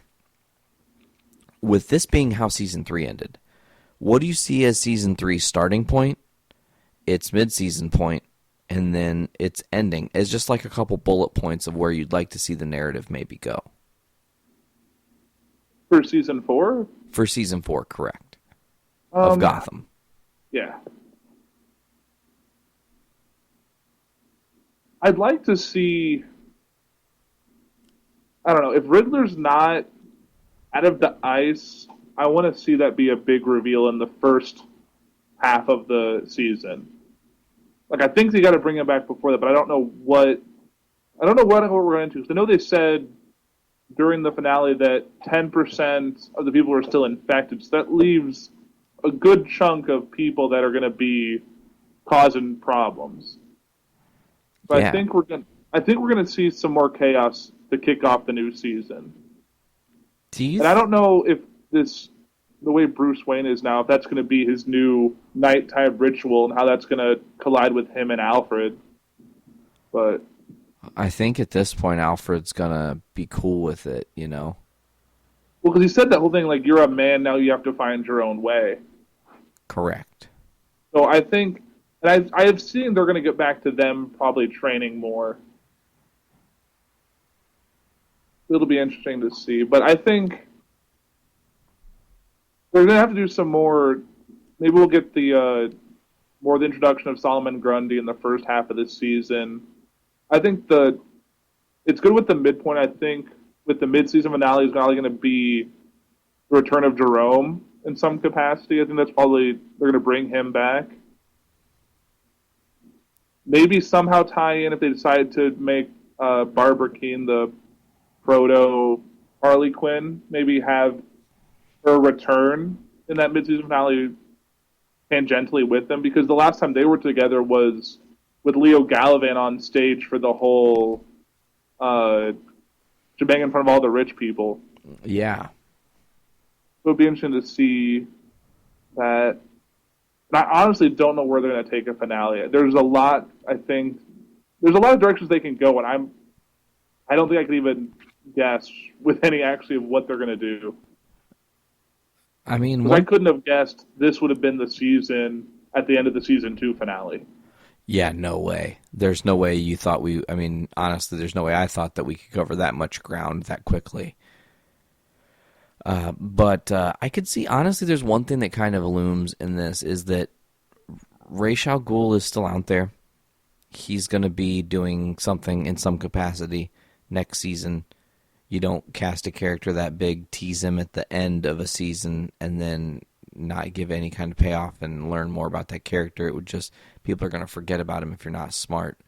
Right. Not that you can forget about him, but you know what I'm saying. I feel So like I he's think- like Oh, go ahead. I feel like he's one of those characters though that like you can't or shouldn't overuse him. You got to find that balance. But I don't know if it's going to be maybe a voice. Well, I mean, at some point, Bruce has got to train with him. I Right, mean, he has but I to don't know go if through that's- this League of Assassins training. But I think once you play that card, that's the fast track to the end. Unless you do a season of Bruce Wayne doing more like full proto Batman stuff, like full year one, which they could do. I'd watch the hell out of that. But Yeah, I think we all would. I think But it's those things you got to be where you're ringing that bell. man, we also need to see Jim Gordon with the stash. Got to see him be commissioner, and that kind of thing is like he's got to become captain first. I don't want to see Harvey go. Harvey could step down though, and it not be a bad thing. You know, Harvey could say, "I'm not really feeling this anymore." You know, Jim, let's figure something else out. Maybe I'll give it to you. I think he did retire for a minute. Remember, he had that like redheaded wife who was like, he doesn't need to come out right now. I remember what season that was. I think it might have been season 2. I think so. The first half of season 2. Yeah, so it would make sense because he's. Yeah. I don't know. I'd like their rapport. I hope they keep him around for a while. Oh, I agree with that fully. This cast is amazing. They all do such a really great job telling this story that people years ago, again, would not believe you could do Batman without Batman. And that's something Gotham just does. It just does it so flawlessly. It's like, oh, okay. Well, this is why Batman's so cool, because the Riddler's fucking awesome, and because Penguin's crazy as hell, and because we've got this guy Solomon Grundy who's going to show up soon that's going to terrorize shit, you know? I mean, they're setting up a lot of cards, man, and they haven't even used all the cards on the board. No Scarecrow yet. I mean, they have like 75 years of stories to tell. Correct. They have options and characters that, like, Court of Owls hasn't even been around that long, and they played that card already. Well, and the nice thing is, too, is that while there are 75 years of stories to play from, they also have a big gap of Bruce's childhood that's untouched. I mean, it's like if I hate to say this again, just trying to keep things not religious or whatever, but in the idea that the Jesus story is like the comic book material, and then they were like, oh, let's do a story about the time that they didn't write about him, and what happened to fill that gap, because there's something happened. He just didn't fucking wake up one day and go, okay, well, now got the cape, got the cowl, everything's cool. Right. That's kind of how it's kind of how the comics go. It's more of a flashback. Here you go. Like, sprinkle it in here, sprinkle it in there. Okay, great.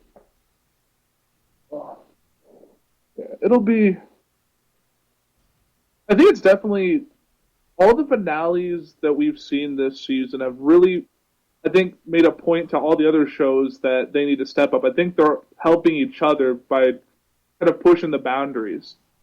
None of them are going easy on the characters they have. And all of them pushed the status quo. Exactly. Oh man, they just announced today or yesterday a character. I can't remember where she's from. Oh, Isis on Legends? Yes, Isis is has been cast on Legends, but I can't remember where she's from in the mythos. I was reading, and I know she's a commentator, and she was on a cartoon in like the 90s or something on one of the superhero shows. It's just an interesting, even like, I mean, like they stopped using Isis on Archer because of where we are in reality. So it's kind of interesting they cast someone who's known as like the Amazing Isis or Spectac. I can't remember what her moniker is, but maybe they'll make a joke out of that and make her change her name into a different character.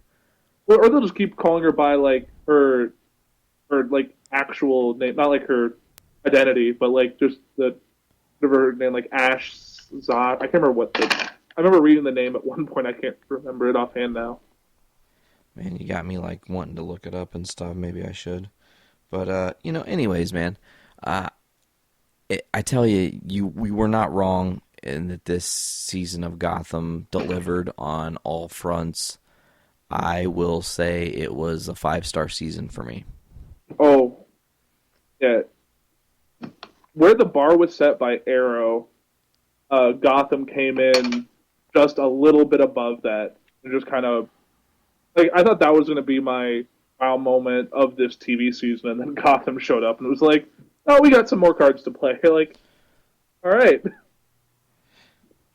Gotham was just like, hey guys, don't forget about me. Let's party. Like, let me show you how it's really done. Yeah, I would agree with you. 5-star season. Definitely are going to fight for my attention of what show I'm going to watch first between Arrow and Gotham on Thursdays now. Well, I think if you've got them in real time, it's a tough choice to make. As far as my time next season is concerned, I'm just going to do things how I've always done them, and when Gotham is available on Hulu, I'll watch them. When I know that Arrow is available on the CW app, or I get a chance to record it on, like say Veronica's DVR or my father's DVR or something when I'm visiting, then cool, I'll watch it then. But mostly it's got to be through a streaming service, so it's up to when those get them for me to watch it, and that's I don't mind it. I just know to stay off Facebook and avoid spoilers, and if it uses the words Gotham and Arrow and who died in this, I just avoid the hell out of it. Yeah, that's the only thing.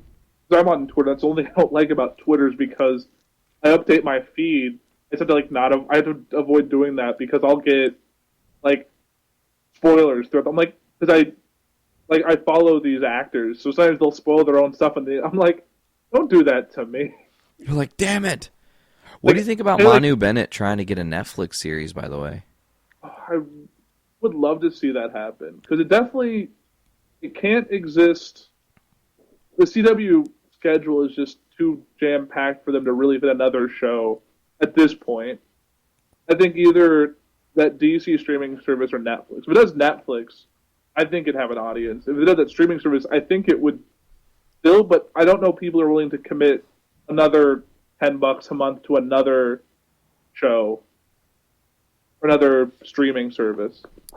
I tell you though, if you ensured very much like the WWE network that anything DC related would be on this thing, like you can stream all the DC movies, any movie in the DC history, it's going to be there. So that's all the original Supermans and all the original Batmans and everything. The serials, the original Batman serials in black and white, those need to be on there. You need to have all your CW shows, your exclusive shows. Like the full run of like Adam West Batman and like Linda Carter's Wonder Woman. I think if they made it like worth it, if no one's gonna pay for the service for one show that's new, but I'm gonna wait till I see whatever trailer we get for Titans. I think if Titans is amazing, I think I'm probably gonna sign up for it. I think I'm almost unfortunately in the predicament where I have to sign up for it or just download the shit out of this stuff illegally, which I'm not always a fan of, but sometimes you have no other choice. Right. Because if listen, if DC's like, okay, well, we're going to do this streaming service and it's just going to be our one show right now and that's what we got, I'm not paying $10 a month for 16 episodes for 1 year. That's just foolish. Right. You know, but I'm sure they're going to give us some content. What if they decide they're going to do a Green Lantern Corps TV show that's exclusive to there as well? They could put Manu Bennett as Deathstroke exclusive to there as well. You have the Titans there. I mean, you could put all kinds of stuff there. Maybe Black Lightning doesn't work out so well on the CW and doesn't get the numbers they like. They push it over to the streaming service. Right.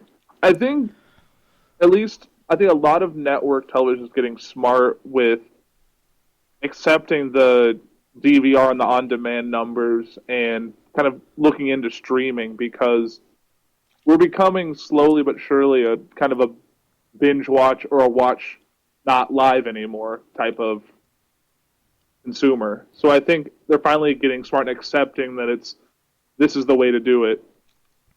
Well, and that's that is slow evolution with the time because ultimately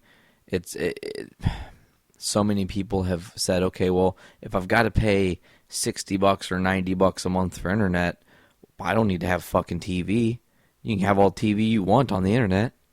Right. So that's where people get into the thing. And then, of course, it's, oh, well, it was only $10 for me to get the Hulu streaming service. It was only $10 for me to get Netflix streaming service. It's only $10.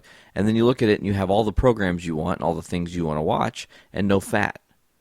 You're not paying, $150 a month for half-assed TV that you don't really want to watch, Right. Like, basically, I have basic cable, and I really only watch, like, CW and, like, Fox and ABC. Like, it's not, I don't watch, and half the shows, like, that I do because that I use the on-demand off my phone and I watch it on there. Like, I don't watch too much live TV anymore. Yeah, it's just difficult to. Like, especially when you consider, like, I can't commit to watching TV from 7 to 9 every night of the week. It's just... Well, and the world we live in now, we're with being so interconnected and so many other things going on, to just say, okay, in this 2-hour block, all I'm going to do is watch my live shows that are on live and have to put up with commercials live. That's another thing, too. I love Hulu because I pay for no commercials. I don't have to deal with that. I get like $2 more a month for that? Yeah. I'm I have an agreement with a friend, so like I get their Hulu and they get my Netflix, so I do that, but they didn't pay for no commercials, so if I do watch Hulu, it's just like, and the same commercial 12 times tonight. Yeah. All right. And the weird thing with Hulu is there's like maybe 3 or 4 different shows. Like Agents of S.H.I.E.L.D. is one of them, and I think it's pretty much all the NBC shows are not commercial-free, even if you have commercial-free. That's kind of annoying. It's probably an agreement with whatever that network is. Like, we're getting advertising money either way. Correct. It's a win-win for them. Are you caught up on Agents of S.H.I.E.L.D. yet? No, I'm going to start that probably within the week. I'm trying to catch up on the latest season of Doctor Who, which is dark and phenomenal. Yeah, I've not really watched Peter Capaldi's run. It's good. It's honestly, season 9 was better than anything Matt Smith did in his 2 seasons and couple specials. And I liked Matt Smith quite a bit, but Capaldi in season 9 just turned it up to 11, and now in season 10 with everything, they're just telling really fearless, huge stories and not holding back. And I think that's a testament to knowing that Stephen Moffat knows he's leaving, so he's just going, all these crazy ideas I've always had, I'm just going to do them. And they're coming out amazing. That's great. It's kind of, well, at least we still have him for Sherlock. Yeah. Sherlock's awesome. I haven't finished season 4 yet. I've seen the first episode, missed the second too. It's hard to commit to those episodes. They're so long. It's a movie. It is a movie. Like I think the last thing I watched was the that little period episode thing they did. Oh, they did the like classic Sherlock kind of story. Yeah, which was pretty cool. Yeah, and then of course season 4 ties into that whole thing and how that ended. So I know it's on Netflix now. It is. I might watch that now that I'm kind of done with regular broadcast TV. Yeah, all I got to do is catch up on Agents of S.H.I.E.L.D. this summer, and make sure to stay up to date on Doctor Who. And I'm pretty much good on all. Saul? What's up? You watching Better Call Saul? I have seen the first episode of season 3, but I've not moved beyond that first episode. Where it's on the DVR, just waiting to get down and watch it. That season's been pretty good too. They're definitely. That's almost done too. So really, that's the last show I'm watching. That's like still airing episodes for the season. Because it's only 10 episodes per season for Saul. Yeah, they start in like April, so you're like, well, all right then. Yeah, it goes quick. This is a really odd season because it's the first television season in 6 years that we don't have Game of Thrones going on right now. Actually, wrapping up about right now. Yeah, that is true. They're not even starting until July, so it gives me time to catch up because I'm still way too far behind. I need to power through that this month. It's so good. It's so next level good. Like, we were behind to... Okay, well, I think I told this on the podcast a couple times, but it got to a point like it was like, okay, I've seen all of season 1, but I don't really remember. And then it was like, okay, well, fuck season 1. I'm so mad at that because they kill one of my favorite characters in Ned Stark's.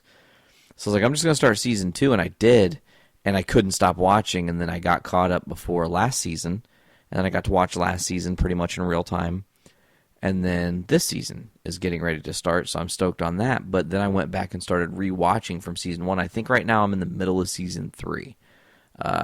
And man, once you've seen the whole show, rewatch those first episodes, because they seem really like, oh my god, this is boring and doesn't make sense, and why are they telling me all this useless knowledge? But then it all is wrapping and interconnected with itself, and you're just like, wow, they're just so smart. To be one of these writers, to be that smart, I can't even imagine. That's definitely how I'm feeling. Personally, I can't wait to get caught up on Walking Dead, because I got off track to my on-demand, so I have to wait until it drops on Netflix. So you were in the middle. You were catching up to us in this most recent season, right? You had caught up. Yeah, I'm like 4 or 5 episodes into the most recent season that just ended. So I'm like, and I got a couple weeks behind, and then the episode I needed to watch wasn't available anymore, and I couldn't find it. So I'm like, great. Now I gotta wait for the whole season to drop. Ugh, that's lame. I'd be so mad. I just want more Negan. Oh, you have no idea. It's so good. And actually, man, today the new Walking Dead dropped. I still haven't read it yet, so Ooh. I'm gonna have to get down on doing that. 168. Oh, and you might cover this on your... I haven't watched your newest... Are you gonna read that Dark Knight Forge? I don't think I've heard about this. I think it's like the prequel book for the Metal comics they're doing in the fall. Oh. Have you not read about this? Uh-uh. Let me pull up. Let's see if I can find it here.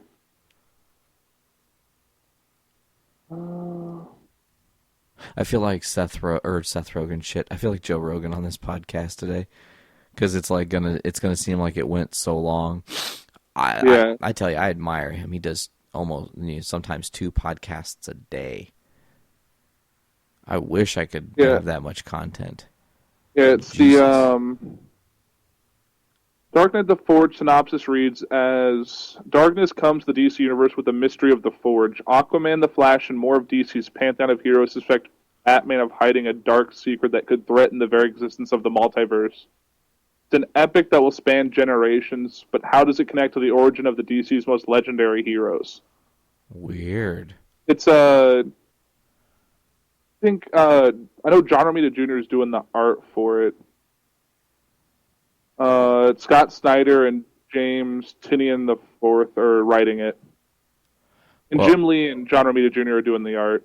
Oh wow, that's like an all-star team. Damn. Yeah, it comes out, I think, and it's gonna come, and then Dark Knight's Metal will be like the fall run. So this is like the preview issue coming out, I think, next Wednesday.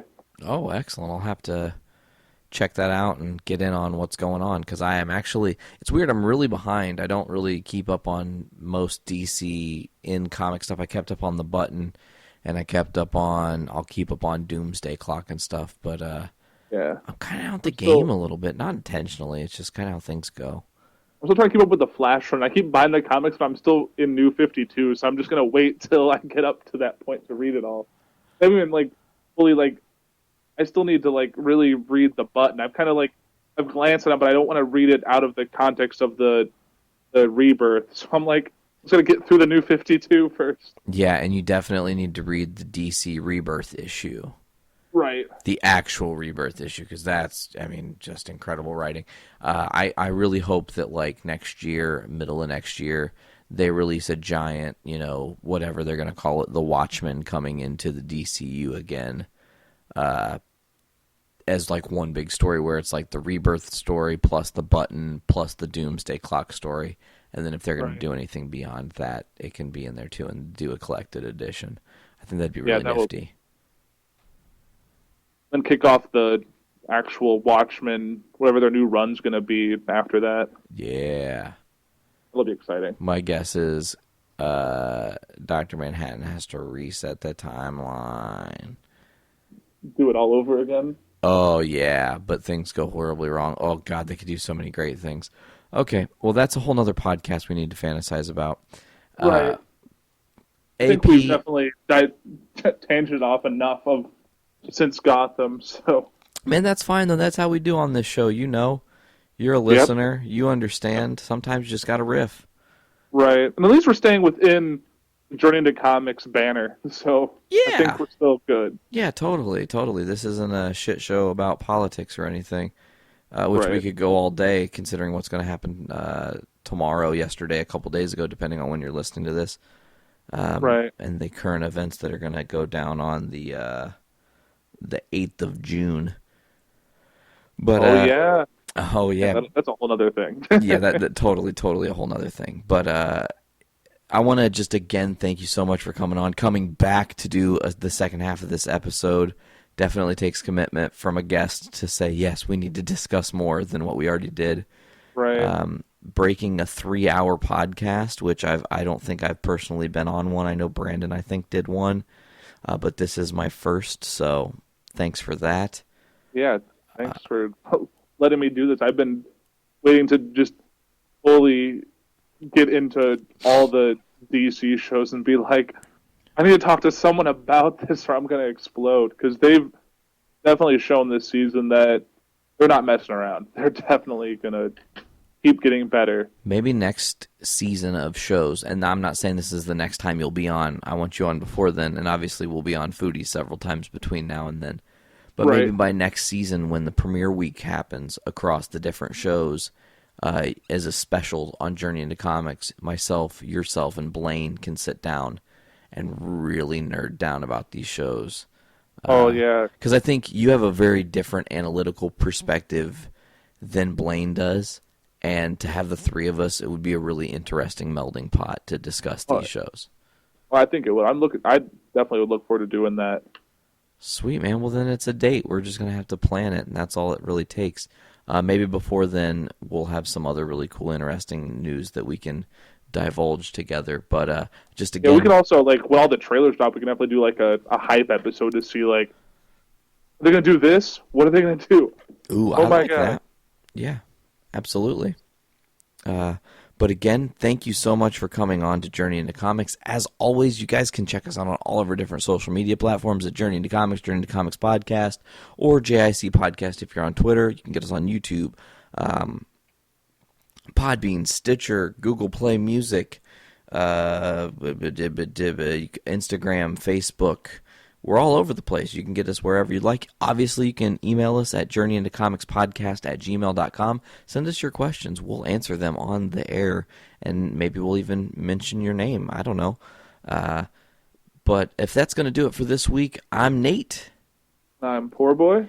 Thank you guys for so much for listening to this very long episode. Congratulations. You've made it to the end. Later. Woo!